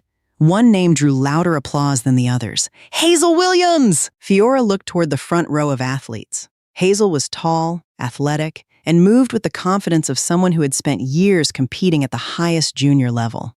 Her warm-up jacket displayed the logo of a nationally recognized running academy. Trayvon noticed Fiora watching. She's been training with professional coaches since she was a kid, he said quietly. Fiora smiled. Then I'll get to learn from the best. The starting horn echoed through the streets. Hundreds of runners surged forward. Fiora resisted the temptation to match the leaders. She stayed relaxed, remembering every lesson Mary had written in her notebook. Don't race the first mile. Race the last one. 5 kilometers passed, then 10. One by one, runners who had started too fast began fading. Fiora slowly moved through the field without changing her rhythm. By the 15-kilometer mark, only 3 women remained ahead of her. Trayvon watched the live timing on his tablet and smiled. She's running exactly the race she planned. Jackson looked up. She's catching them. The final 2 kilometers became a battle between Fiora and Hazel. Hazel still had another gear. She accelerated through the final stretch with powerful strides that Fiora couldn't quite match. Fiora pushed as hard as she could, refusing to give away a single step. The finish line came into view. Hazel crossed first. Less than 20 seconds later, Fiora crossed in second place. Exhausted, Fiora bent over with both hands on her knees, trying to catch her breath. She felt someone lightly tap her shoulder. It was Hazel. She held out her hand with a smile. That was one heck of a race. Fiora smiled and shook it. Congratulations, Hazel laughed. I was looking over my shoulder the last 5 kilometers wondering who refused to disappear. Fiora laughed for the first time all day. I almost caught you. Almost. Hazel grinned. Which means I'll have to train harder before we meet again. Before walking toward the podium, Hazel pulled out her phone. Give me your number, Fiora looked surprised. Why? Because I'd rather race against friends than strangers. Fiora smiled and handed over her phone. A few moments later, the 2 women stood side by side on the podium. Hazel lifted the gold medal above her head while Fiora looked down at the silver medal resting in her hands. She smiled softly. It wasn't first place, but it was the first medal she had ever earned on a professional starting line. As photographers snapped pictures, Fiora quietly touched the red bracelet around her wrist. We did it, Mom, she whispered. This one's for you. The silver medal rested on the passenger seat the entire drive back to Asheville. Every few miles, Fiora glanced at it and smiled. She had already decided where she wanted to hang it, right beside the corkboard Mary had started years ago. Before leaving Roanoke that morning, she stopped at a small bakery and bought Mary's favorite pecan pie. At a flower stand near the highway, she picked out a bouquet of white lilies. She's going to love this, she said quietly as she climbed back into the car. Jackson smiled from the driver's seat. She'll probably cry, Fiora laughed. She always does. By the time they reached Asheville, the sun was already beginning to set. Jackson carried Fiora's duffel bag to the apartment entrance. Call me tomorrow, he said. Your next race won't be too far away, Fiora nodded. Thank you for everything. She picked up the flowers with one hand, the pie with the other, and hurried upstairs. Mom, she called as she unlocked the door. I'm home! The apartment was silent. She stepped inside and looked around. The lights were off. Mary's favorite blanket was still folded neatly on the couch. Mom? No answer. Fiora checked the bedroom. Empty. The bathroom. Empty. The kitchen. Empty. She frowned and hurried back outside. Missers. Henderson from the apartment across the hall was carrying groceries up the stairs. Missers! Henderson! The older woman turned around, her smile disappearing the moment she saw Fiora. Oh, sweetheart. Fiora's stomach tightened. Have you seen my mom, Missers? Henderson slowly set her grocery bags down. You don't know? Fiora felt her heart begin to race. Know what, Missers? Henderson gently placed a hand on Fiora's arm. Yesterday morning, your mother collapsed outside the grocery store. Fiora stared at her. What? The ambulance came right away. They took her to Mission Hospital. The flowers slipped from Fiora's hand and landed on the concrete steps. Without another word, she turned and ran. She didn't remember crossing the parking lot. She didn't remember getting into Jackson's car. She only remembered repeating the same words over and over. Please be okay. Please be okay. 20 minutes later, she burst through the hospital entrance and ran to the reception desk. Mary Jefferson, she gasped. Where's my mom? The nurse looked at the computer, then slowly stood up. One moment. A doctor walked over a few seconds later. His face told Fiora everything before he spoke. Are you Mez? Fiora Jefferson? She nodded. I'm very sorry. The words that followed became a blur. Fiora stood perfectly still. The silver medal hanging around her neck suddenly felt heavier than it ever had before. No, she whispered. There must be a mistake. The doctor gently shook his head. Your mother suffered cardiac arrest on the way here. Fiora's knees gave way beneath her. Jackson caught her before she hit the floor. Tears streamed down her face as she clutched the doctor's sleeve. But she was getting better. She was cooking again. She was smiling. She told me she was okay. The doctor looked at her with quiet sympathy.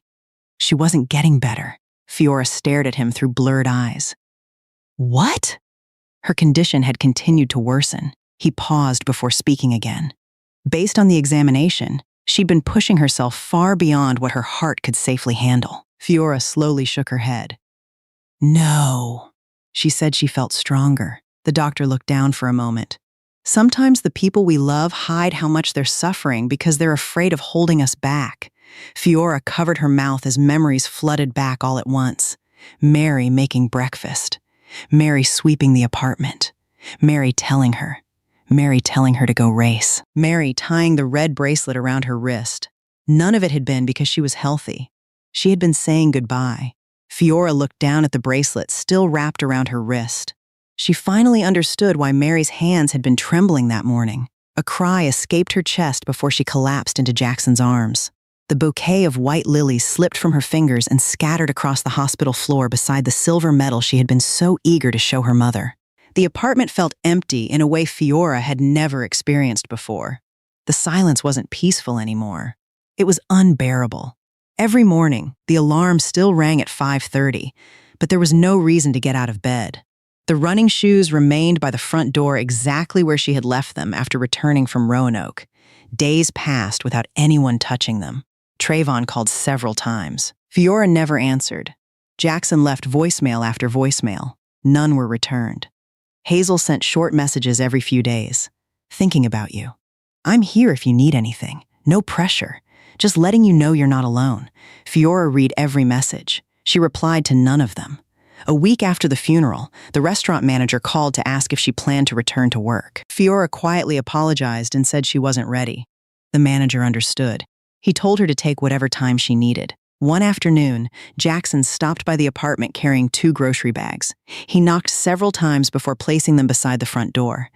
I'm leaving these here, he said through the door. There's fresh fruit, bread, and your favorite soup. You don't have to talk to me. He waited another minute. The apartment remained silent.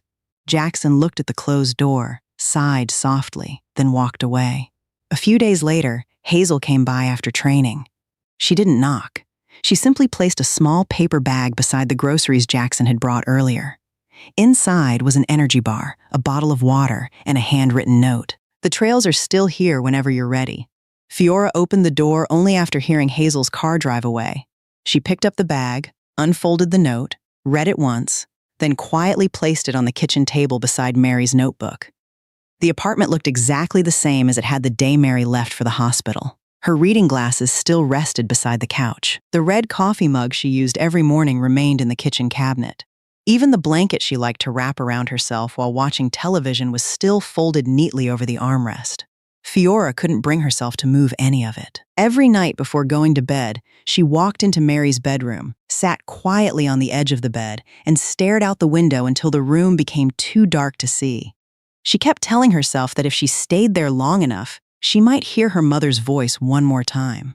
But the only thing that answered was silence. Nearly a month passed before Fiora stepped outside for anything other than groceries. She no longer answered phone calls. She no longer checked race schedules. The running watch Mary had given her remained inside the top drawer of her nightstand. Dust slowly settled across her running shoes by the front door. Every afternoon around the same time, someone knocked. Sometimes it was Jackson. Sometimes it was Hazel. Sometimes it was Trayvon. None of them expected the door to open anymore. They simply left something behind before quietly walking away. One evening, Fiora opened the door after hearing footsteps disappear down the hallway. A small insulated bag sat on the floor. Inside was a container of homemade chicken noodle soup and a folded note. "Eat something warm." Jackson Fiora carried it inside but didn't touch it until later that night. 2 days later, another knock came. This time it was a small paper bag. Inside was a pair of brand new running socks and a handwritten note from Hazel. "I'm not asking you to run. Just don't throw your shoes away." Fiora couldn't help smiling for the first time in weeks. It disappeared almost as quickly as it came. One Saturday morning, Trayvon stopped by carrying a cardboard box. He placed it beside the door and knocked once before turning around. Just as he reached the stairs, the apartment door opened a few inches. Fiora stood there wearing oversized sweatpants and one of Mary's old sweaters. She looked thinner than the last time he had seen her. "Master Smith." Trayvon turned around but stayed where he was. "Good morning." Fiora looked down at the box. "What's this?" "Just a few groceries." She immediately shook her head. "I can't accept money." Trayvon smiled gently. "Good." Fiora looked confused. "Because there isn't any." She slowly opened the box. Pasta, rice, canned vegetables, oatmeal, coffee, everything Mary used to buy every month. Trayvon spoke quietly. "An athlete still has to eat." Fiora lowered her head. "I'm not an athlete anymore." Trayvon didn't answer right away. He simply looked at the pair of dusty running shoes beside the front door. Those shoes seemed to disagree. Fiora followed his eyes before quietly closing the box again. "I'm sorry." Trayvon smiled kindly. "You don't have to apologize for grieving." He took one step backward toward the stairs. "We'll stop knocking when you're ready for us to stop." Fiora looked at him without speaking. Trayvon nodded once before walking away. She remained standing in the doorway until he disappeared from sight.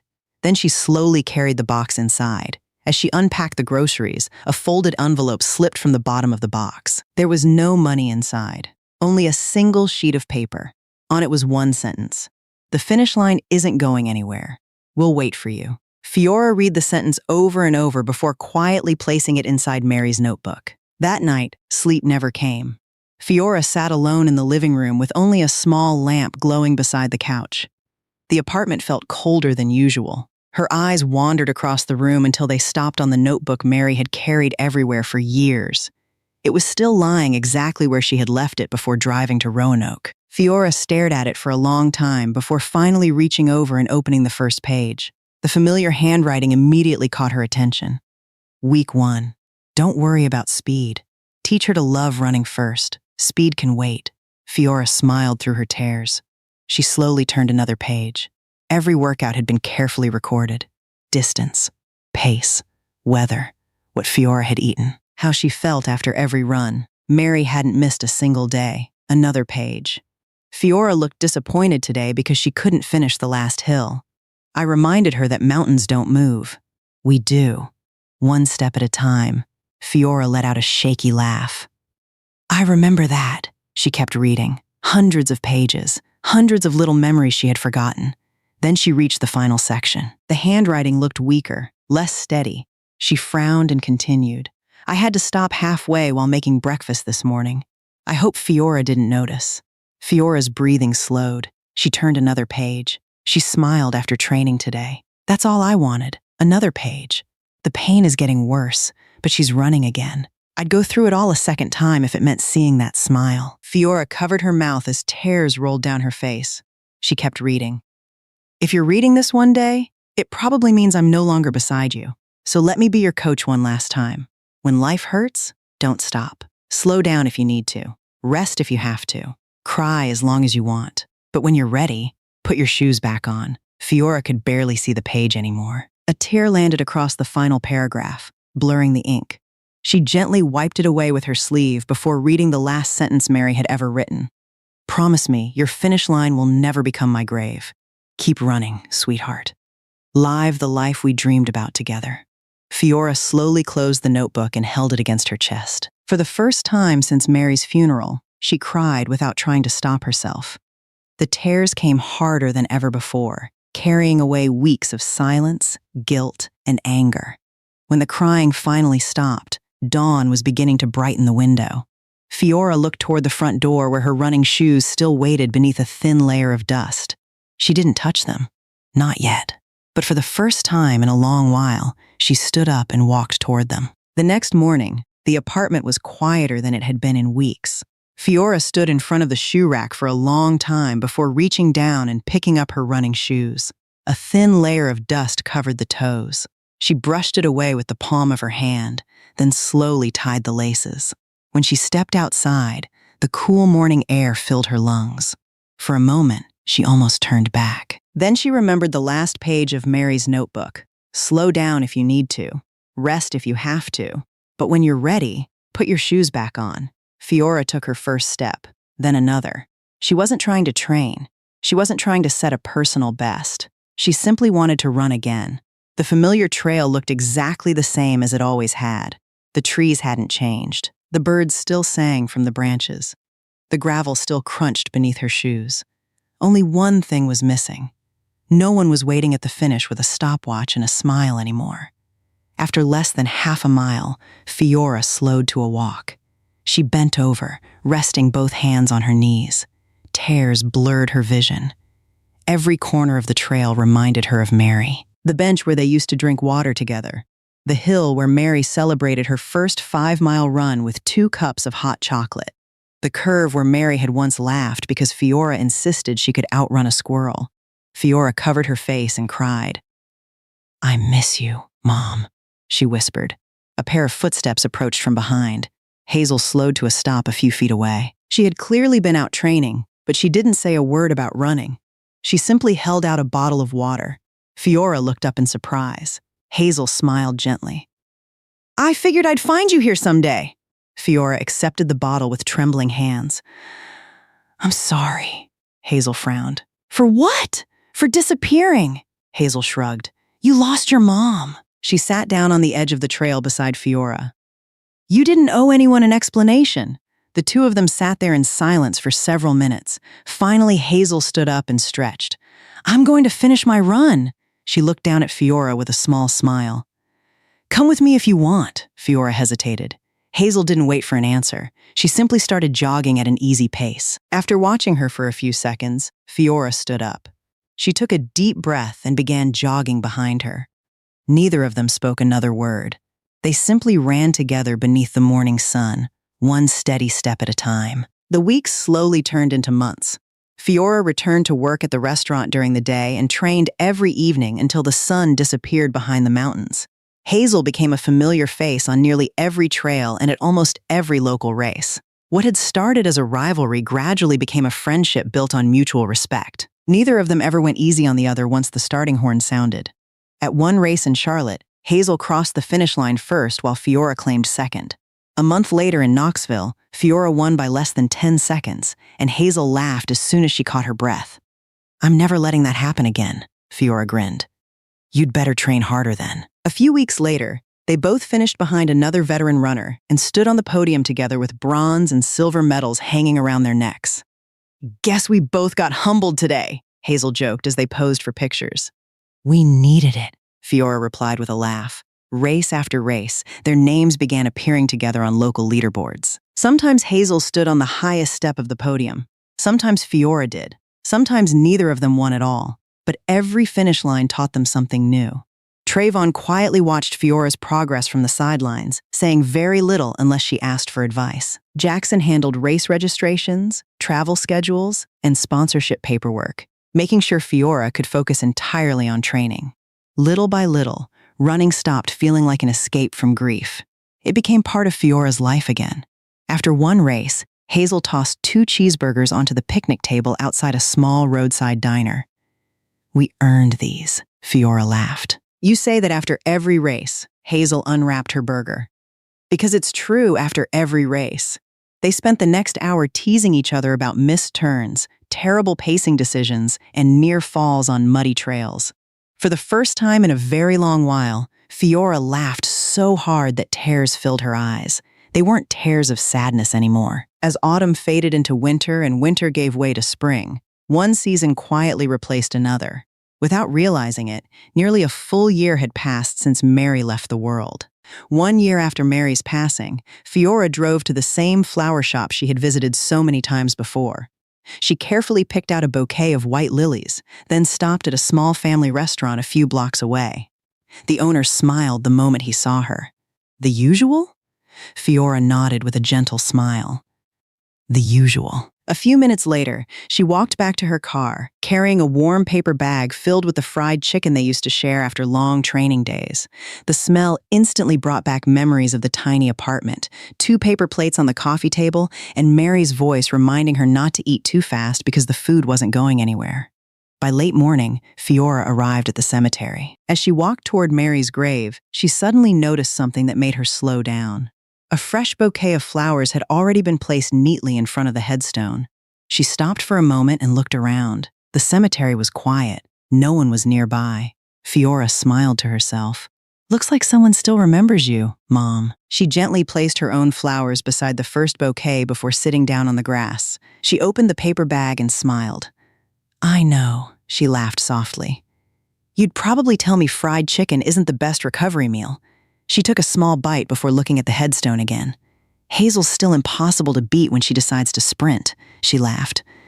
"But don't worry, I've beaten her a few times too." She reached into her backpack and carefully laid several medals on the grass in front of the headstone. Gold, silver, bronze. One by one, she lined them up. "These all belong here first." Her fingers rested on the silver medal from Roanoke a little longer than the others. "I finally understand why you wanted me to go." She smiled through eyes that had quietly begun to fill with tears. "Thank you for pretending everything was okay." A gentle breeze moved through the trees. Fiora sat there for almost an hour, talking about races, work, Trayvon, Jackson, Hazel, and all the little things she wished she could still tell her mother. It felt less like visiting a grave and more like spending the afternoon together again. Eventually, she gathered the medals, stood up, and lightly brushed the grass from her jeans. She placed one hand on the headstone and smiled. "I'll see you again soon, Mom." Then she turned and slowly walked toward the cemetery gate. She never looked back. Long after Fiora disappeared from sight, a tall man with silver hair stepped out from behind a row of old oak trees. He remained standing where he was, his eyes fixed on the path Fiora had just taken. He stayed there for a long time without saying a single word. Then, with one final glance toward Mary's grave, he quietly turned around and walked away. 2 years passed faster than Fiora ever imagined. What began as small weekend races gradually became regional championships. Some weekends she stood on the top step of the podium. Other weekends Hazel did. Reporters slowly grew used to seeing their names side by side on the results board. Their rivalry pushed them both to become stronger with every race. Early one spring morning, Jackson walked into the training track holding a folded brochure. "I think you'll want to see this." Fiora accepted it and immediately recognized the logo printed across the front. Her breathing almost stopped. The Blue Ridge Endurance Marathon. The race was held only once every 10 years and was considered the most prestigious endurance event in the region. Thousands of runners had dreamed of standing on its starting line. This year's edition had broken every previous registration record before entries had even closed. Television networks would broadcast the race live across several states, and scouts from professional teams were expected to attend. Jackson smiled. "Registration opens tomorrow." Fiora kept staring at the brochure. Her fingers slowly traced the race logo as memories quietly returned. Years ago, Tyrese had sat beside her on the front porch with a magazine open across his knees. He had pointed to the same logo with excitement shining in his eyes. "One day," he had said, "I'm going to run this race." Fiora had laughed. "You'll probably win it," Tyrese grinned. "Then you'll have to race me." The memory faded into another, a small apartment. Rain tapping against the windows. Mary knitting the little red bracelet while Fiora stretched after training. Mary had smiled without looking up. "If you ever run that race someday," she chuckled softly, "you'd better bring home a medal and make your mama proud." Fiora had laughed. "That's a lot of pressure," Mary winked. "I'm kidding." Then, after a brief pause, she added more quietly, "Just finishing would already make me proud." Fiora lowered the brochure and looked toward the mountains rising beyond the stadium. Her thumb gently brushed across the faded red bracelet still wrapped around her wrist. It had been repaired twice over the years, but she had never taken it off. Hazel walked over carrying 2 bottles of water. "You look like you've seen a ghost," Fiora smiled and handed her the brochure. Hazel's eyes widened. "No way," she looked back at Fiora. "You're signing up, right?" Fiora nodded without hesitation. "There's no way I'd miss it." Hazel laughed. "Good." She held out her hand. "Then let's find out who's standing on the podium this time." Fiora shook her hand with a smile. "I'll see you at the starting line." Race morning arrived long before sunrise. Even at 4:30, the streets surrounding downtown Asheville were already packed with runners carrying backpacks, stretching beside the barricades, and checking their watches one last time. Volunteers hurried between hydration stations while television crews adjusted cameras along the starting straight. The excitement felt different from every race Fiora had entered before. This wasn't just another marathon. It was the race people talked about for years. Fiora stood quietly near the warm-up area, smoothing the corners of her race bib even though it was already perfectly pinned. Jackson walked over carrying a bottle of water and a cup of black coffee. He smiled when he noticed her fixing the bib again. "That's the 6th time," Fiora laughed nervously. "Only the 6th?" Jackson handed her the water. "You've spent 2 years getting ready for today." Fiora looked toward the crowded starting line. "It still doesn't feel real." "That's because it matters." Before Fiora could answer, Hazel jogged over after finishing her warm-up. "You look terrified," she teased. Fiora shrugged. "Maybe I am," Hazel laughed. "Good, so am I." The 2 women looked toward the massive crowd gathering behind the starting banner. "Can you believe this?" Hazel asked quietly. 10 years, Fiora nodded. Tyrese used to dream about running this race. Hazel gently rested a hand on her shoulder. "Then today, you run for both of you." Fiora smiled before looking down at the faded red bracelet tied around her wrist. She gently ran her thumb across the worn threads. "For both of them," she whispered. Trayvon approached carrying Fiora's warm-up jacket. He helped her take it off before folding it neatly over his arm. "Any last advice?" Fiora asked. Trayvon smiled. "No." She looked surprised. He nodded toward the starting line. "Everything I wanted to teach you, you already learned." Jackson stepped forward and held out his fist. "No matter what happens today, we're proud of you." Fiora bumped his fist and smiled. "Thank you." Hazel stretched her arms one last time before grinning at Fiora. "Just one favor." "What's that?" "Don't make me chase you too much," Fiora laughed. "No promises." The announcer's voice thundered through the loudspeakers. "Elite runners, please report to the starting line." Conversations faded almost instantly. Thousands of athletes slowly walked toward their assigned positions. Fiora took her place beside Hazel and looked ahead at 50 kilometers of winding roads disappearing into the Blue Ridge Mountains. She closed her eyes for a brief moment and took one slow breath. "Mom, Tyrese, I'm ready." 10 seconds, the announcer shouted. The crowd erupted into cheers. 5. Fiora leaned slightly forward. 4. Her heartbeat echoed inside her ears. 3. Hazel glanced sideways and smiled. "See you at the finish," Fiora smiled back. "I'll be there." 2. Every runner became perfectly still. 1. The starting horn echoed across the mountains, and thousands of runners surged forward together as the race of a decade officially began. The opening miles passed almost exactly as Fiora expected. The leaders exploded off the starting line, fighting for position before the course narrowed into the first climb. Fiora ignored them.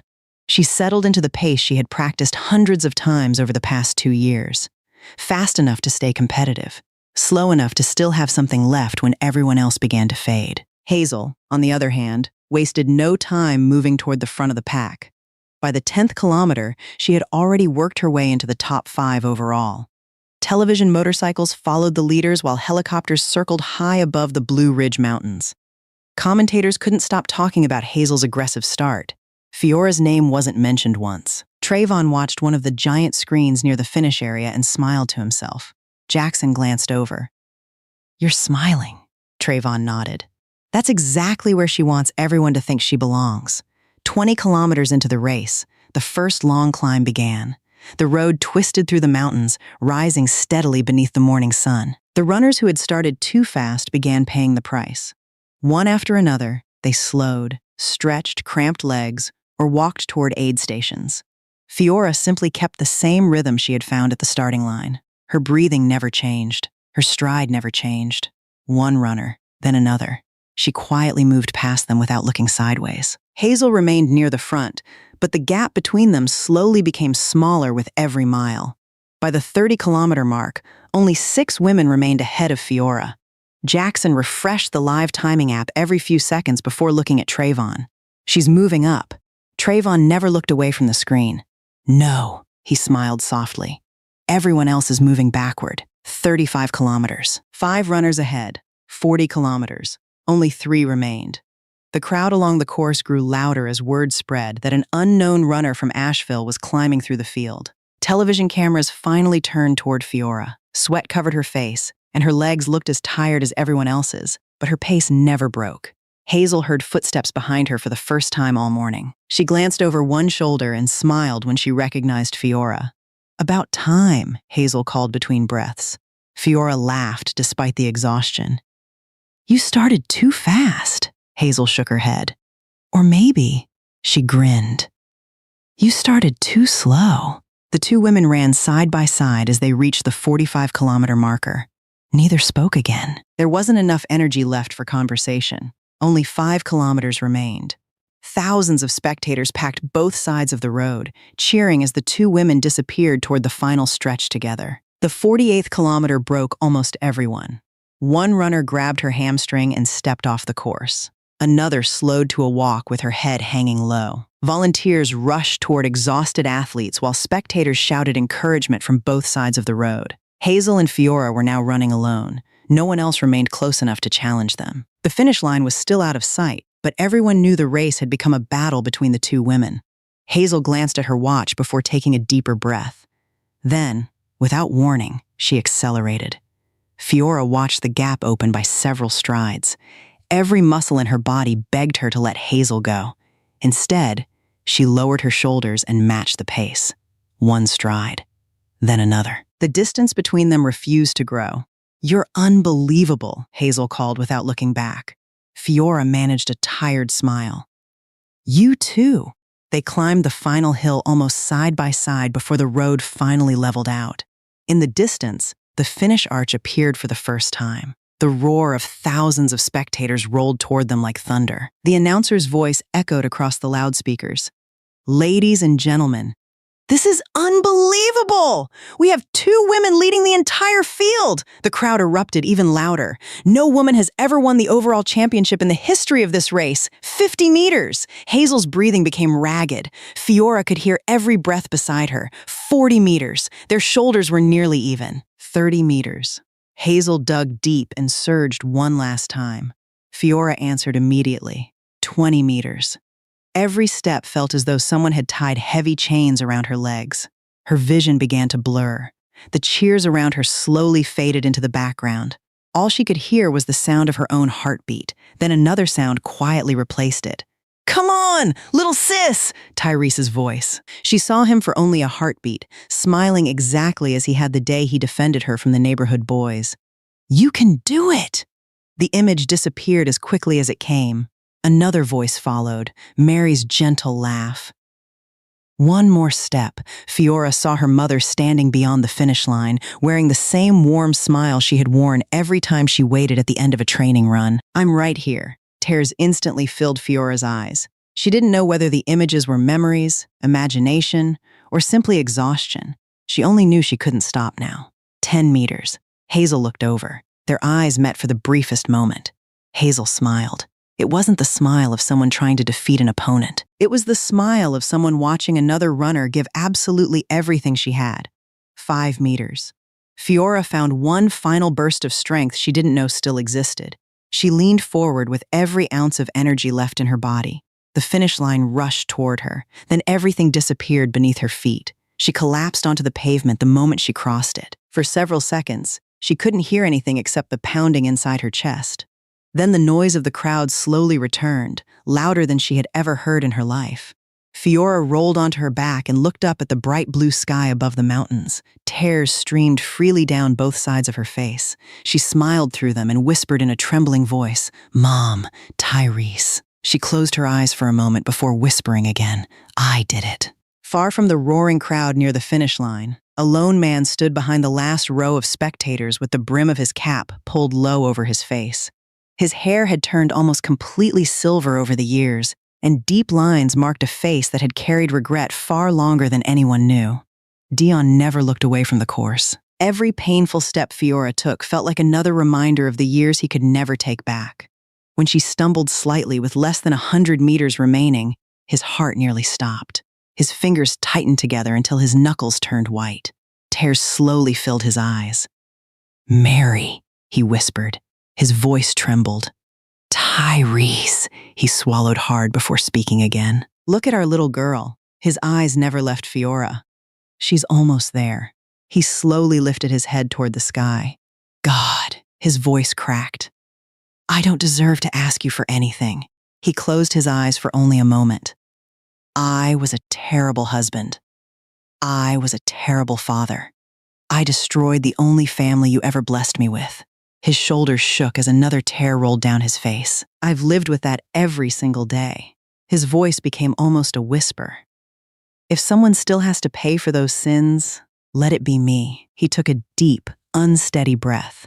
"But please, please let my daughter finish this race safely." As he prayed, memories rushed through his mind one after another. He remembered standing across the street years earlier, watching Fiora jog through the park after finishing another shift at the restaurant.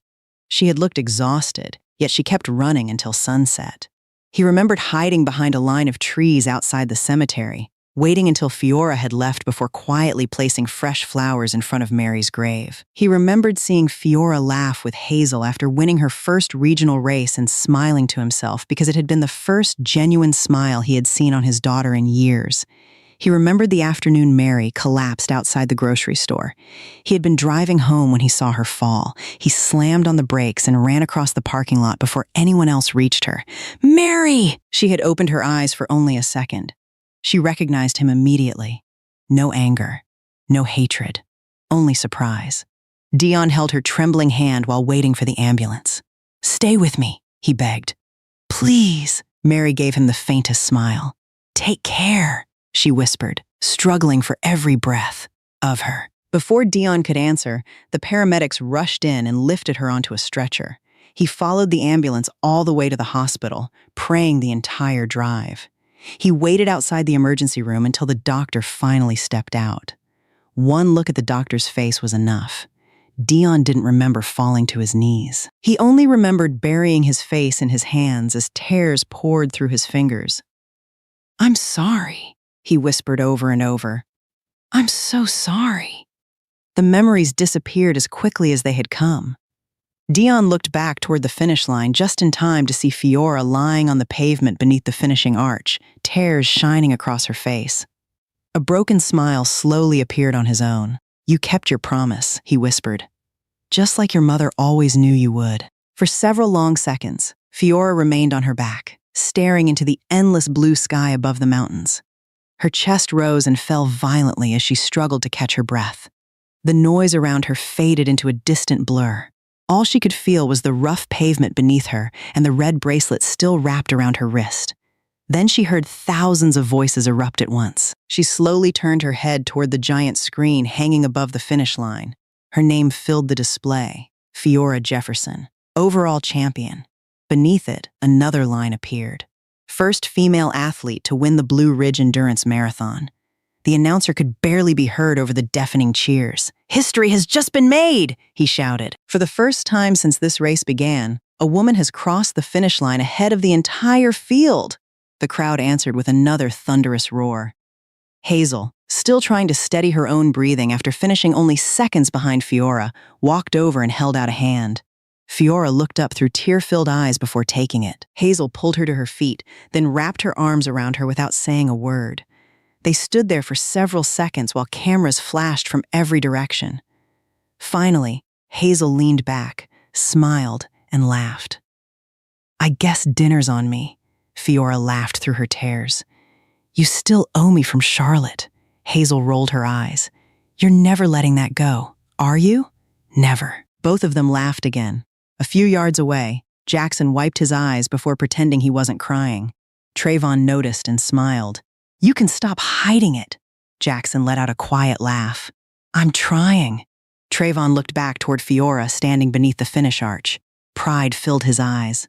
"So am I." Race officials placed the championship medal around Fiora's neck before asking her to step onto the top podium. As the crowd applauded, she slowly lifted the medal into both hands. Instead of raising it above her head, she looked up toward the bright afternoon sky. Her voice was barely louder than a whisper, yet to her it felt as though the whole world could hear it. "Mum." Tears rolled freely down her face. "Tyrese," she smiled through them. "I kept my promise." A gentle breeze brushed across her face. Fiora closed her eyes for just a moment, letting herself believe they had heard every word. When she opened them again, she smiled brighter than she had in years. Far beyond the cheering crowd, Dion quietly lowered his head. A single tear slipped down his weathered face before he gently smiled to himself. He didn't step forward. He didn't call Fiora's name. He simply turned around and slowly disappeared into the crowd, carrying both his pride and his regret with him. 3 days after the Blue Ridge Endurance Marathon, Fiora returned to the cemetery, carrying a bouquet of white lilies. The excitement surrounding her historic victory had barely faded. Television interviews, newspaper headlines, and congratulatory messages continued pouring in, but none of that mattered to her today. She walked slowly along the familiar path until Mary's headstone came into view. Just like the year before, another bouquet of fresh flowers was already resting there. Fiora smiled faintly. "Looks like someone beat me here again, Mom." She stepped closer, then suddenly stopped. A man was standing quietly in front of the grave. His back faced her. His silver hair moved gently with the afternoon breeze. He didn't seem to notice her footsteps. Fiora immediately recognized him. "Dion." The man slowly turned around. For a long moment, neither of them spoke. Years of silence stood between them. Dion looked older than she remembered. His shoulders had become slightly bent, and the confidence that once filled his eyes had long disappeared. He lowered his head first. "Congratulations." His voice was quiet and unsteady. "Your mother would have been so proud." Fiora looked at him without answering. Dion took a slow breath before speaking again. "I watched the race." Fiora wasn't surprised. Somehow, she had already guessed. "You've been watching for a long time, haven't you?" Dion closed his eyes for a brief moment before nodding. "Yes." "Longer than you know," silence returned. Birds sang softly somewhere among the trees. Finally, Dion spoke again. "I've practiced this conversation in my head thousands of times." He let out a bitter smile. "None of those words seem good enough now." Fiora quietly waited. "I'm sorry." The words came out almost as a whisper. "For Tyrese. For your mother. For you." Tears slowly gathered in his eyes. "There isn't a single day that I don't regret what I did." Fiora looked down at the flowers in her hands. Her fingers tightened around the stems. "Do you know," she said softly, "how many nights I wished you'd come after us?" Dion couldn't answer. "I waited." Her voice trembled. "Mom waited." She looked up at him, tears filling her own eyes now. "You never came." Dion lowered his head. "I know." Another long silence passed between them. Finally, Fiora spoke again. "I don't hate you anymore." Dion's eyes slowly lifted. But a tear rolled down Fiora's cheek. "I'm not ready to forgive you either," Dion nodded. There was no disappointment on his face, only acceptance. "You don't owe me forgiveness." He gently placed the small bouquet he had brought beside Mary's headstone before taking one slow step backward. "I'm just grateful you spoke to me today." Fiora looked at him one last time before kneeling in front of Mary's grave. She gently placed her flowers beside his. "I'll see you next week, Mom." Dion quietly turned and walked away without looking back. This time, Fiora didn't stop him. But for the first time in nearly 20 years, she didn't watch him leave with anger either. The weeks that followed passed quietly. Neither Fiora nor Dion tried to force something that wasn't ready. They didn't suddenly become father and daughter again. Some wounds were simply too deep for that. But little by little, they began speaking again. Every other Sunday afternoon, Fiora stopped by Dion's small house on the edge of Asheville. Sometimes she brought homemade soup. Sometimes fresh bread from the bakery near her apartment. Sometimes she simply came to make sure he was eating properly. Their conversations rarely lasted more than an hour. They talked about the weather, about local races, about the children training at the academy. They never spoke about the night he forced her and Mary to leave. Not yet. One rainy afternoon, Fiora noticed an old cardboard box sitting beside Dion's bookshelf. "What's in there?" she asked. Dion hesitated before carrying it over to the coffee table. Inside were dozens of newspaper clippings, race programs, magazine articles. Every single one featured Fiora. Some had faded with age. Others were carefully laminated to keep them from wearing out. Fiora slowly picked up one of the oldest articles. It was from the small 20-kilometer race in Roanoke, where she had won her first silver medal. Another clipping showed her standing beside Hazel after a regional championship. Another showed her crossing the finish line at the Blue Ridge Endurance Marathon. Dion smiled sadly. "I never missed one." Fiora looked at him in silence. "I was always there." He looked down at his hands. "Just not where you could see me." Fiora carefully placed the newspaper back into the box. She finally understood why fresh flowers had always appeared at Mary's grave before she arrived. She finally understood why she sometimes felt as though someone was watching from far away after races. Dion had never stopped being her father. He had simply believed he no longer deserved to stand beside her. Before leaving that afternoon, Fiora stopped at the front door. Her hand rested on the doorknob for a long moment. Then she quietly turned around. "I'll come back next Sunday," Dion smiled gently. "I'll make coffee," Fiora nodded. "And don't forget to eat breakfast first." Dion laughed softly. "Yes, ma'am." Fiora couldn't help smiling. As she walked toward her car, she realized something had changed. She still wasn't ready to call him Dad. She still couldn't erase the past. But for the first time in many years, visiting him no longer felt like reopening an old wound. It felt like taking the first step toward healing. Spring quietly turned into summer. With every passing month, the academy welcomed more children. Some came to become better runners. Others came simply because it was the first place where someone believed in them. Fiora spent nearly every afternoon on the track, moving from one group to another with a stopwatch hanging around her neck. Trayvon was almost always nearby, helping younger runners improve their endurance while Jackson handled registrations, sponsorships, and the growing mountain of paperwork. One evening, after the last group had gone home, the stadium finally fell silent. The sun was slowly disappearing behind the Blue Ridge Mountains as Fiora gathered the training cones scattered across the field. Trayvon walked over carrying 2 bottles of water and handed one to her. "Long day?" he asked. Fiora smiled. "The best kind." They sat side by side on the empty bleachers, watching the sky turn shades of orange and purple. For several minutes, neither of them spoke. Finally, Trayvon broke the silence. "Can I tell you something?" Fiora turned toward him. "Of course." Trayvon let out a quiet laugh. "I've rehearsed this conversation so many times that none of it sounds right anymore," Fiora smiled.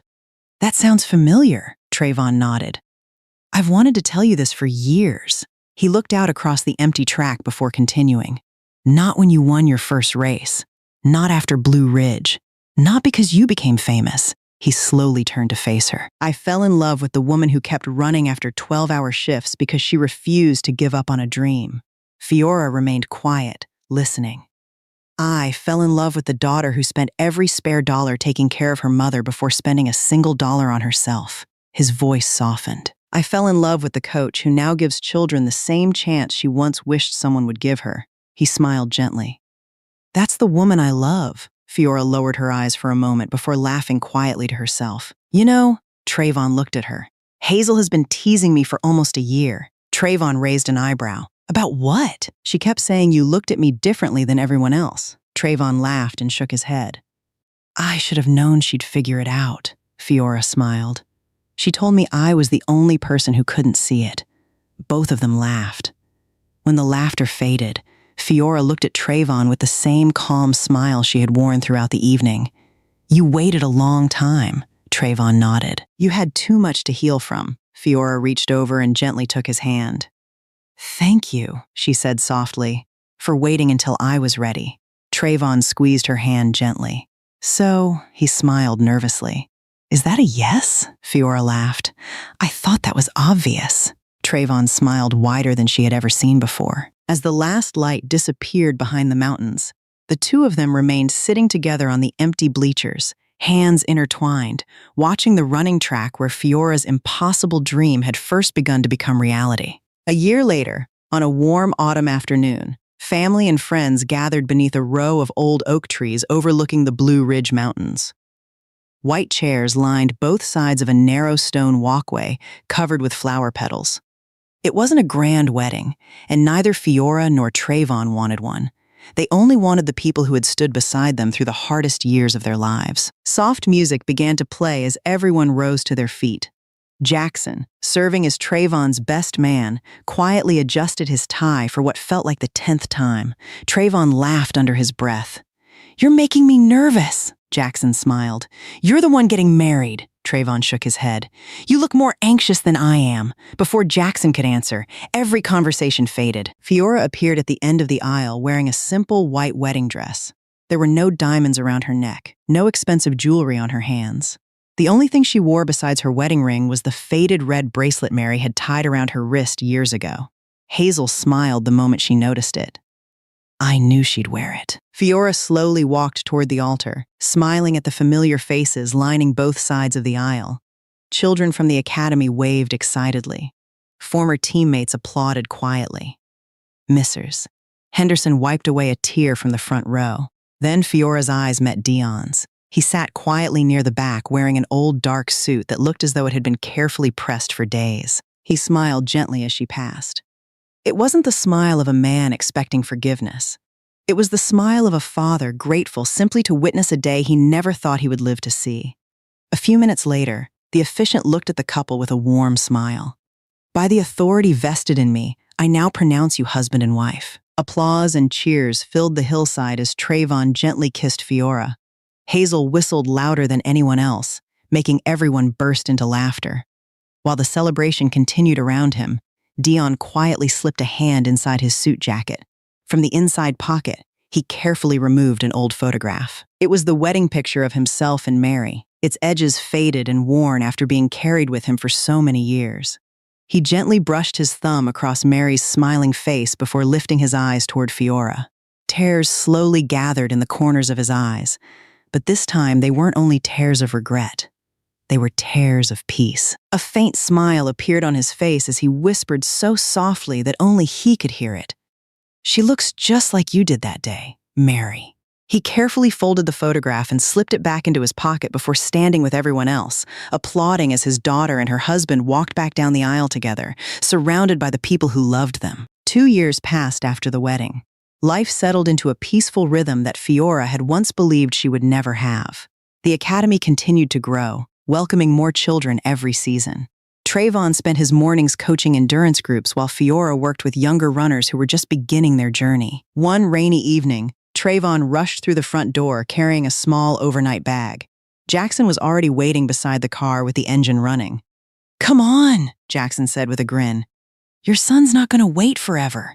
Trayvon laughed nervously before climbing into the passenger seat. I coached athletes through national championships, and somehow this feels scarier. Jackson smiled as he pulled away from the house. That's because this one's going to change your life. Several hours later, Trayvon quietly pushed open the hospital room door. Fiora looked up from the bed, tired but smiling brighter than he had ever seen before. Resting peacefully in her arms was a tiny baby wrapped in a light blue blanket. Trayvon slowly walked closer, afraid even to breathe too loudly. Can I? He asked softly. Fiora nodded. He carefully lifted the baby into his arms. The little boy opened his eyes for only a moment before falling asleep again. Trayvon couldn't stop smiling. He's perfect. Fiora gently reached over and touched the baby's tiny hand.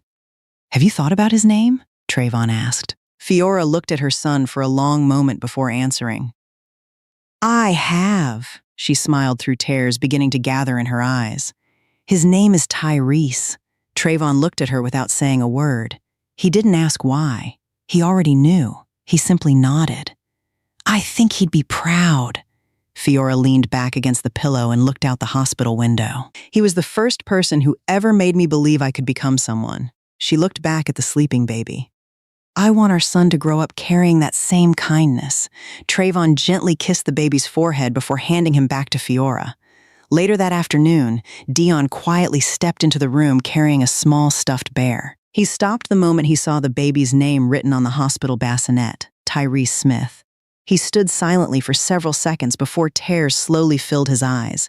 Fiora noticed him and smiled gently. Would you like to meet your grandson? Dion nodded, unable to speak. He slowly walked over and looked down at the sleeping baby. His hand trembled slightly as he gently touched the baby's tiny fingers.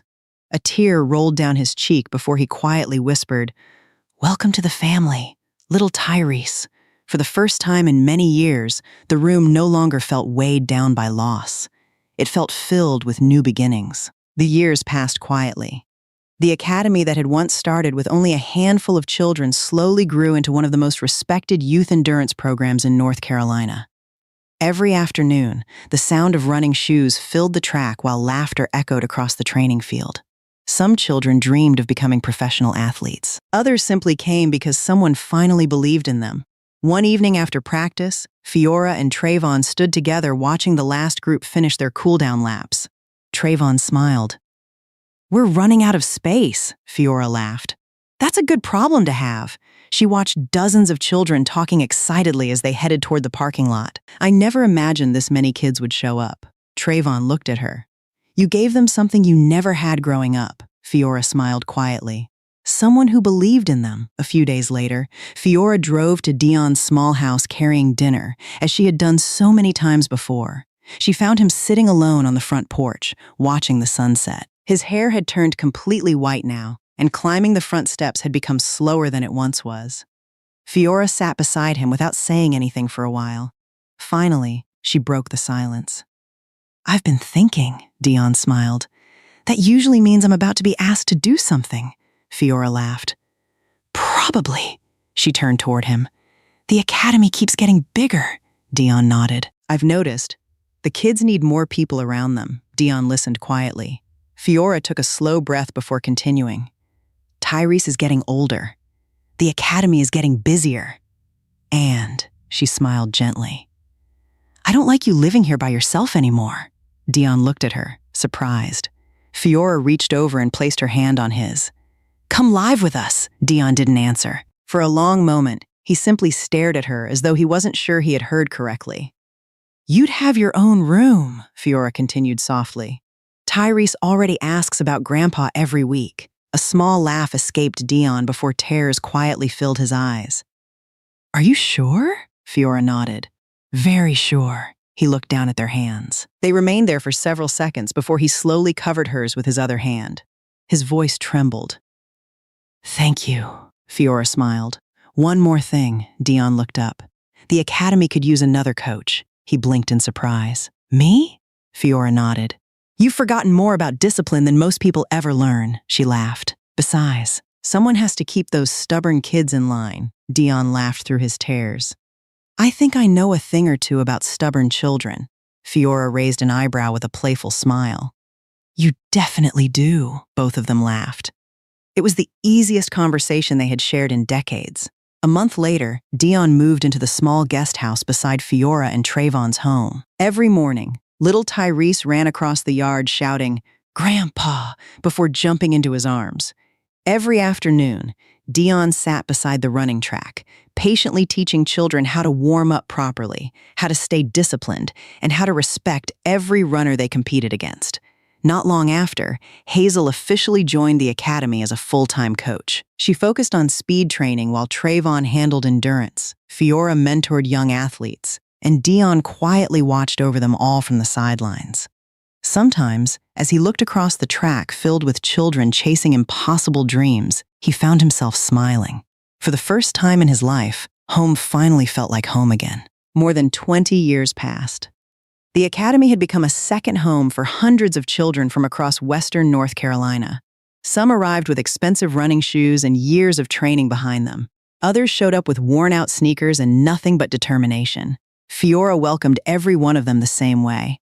"All right, everyone," she called, raising her whistle. "3 more laps before we cool down."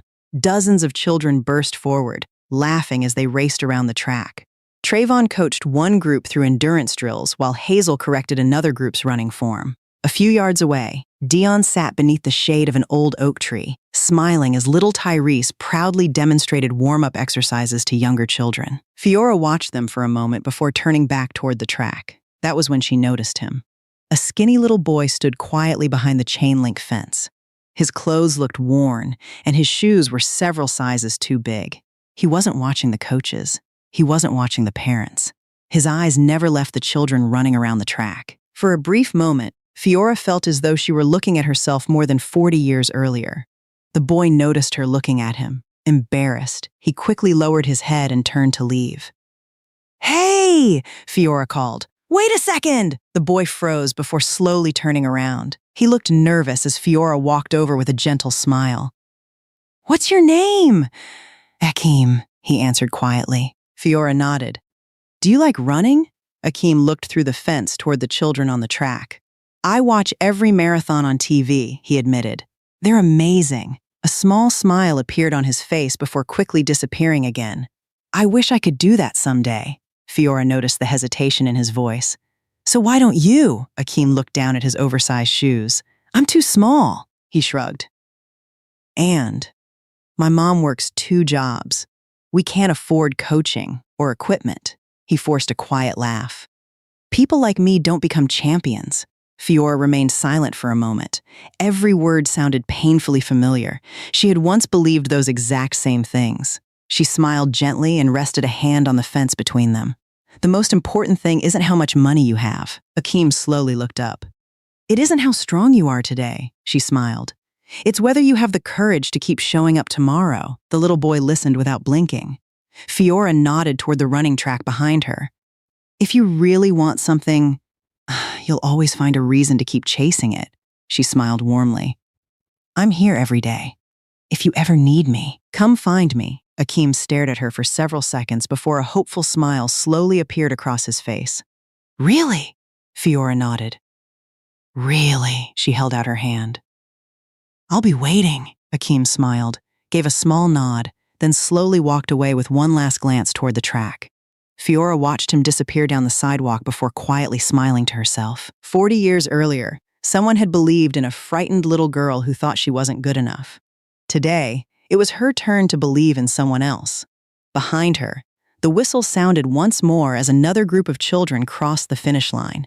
Fiora turned around, smiled, and walked back toward the track where a new generation of dreams had already begun.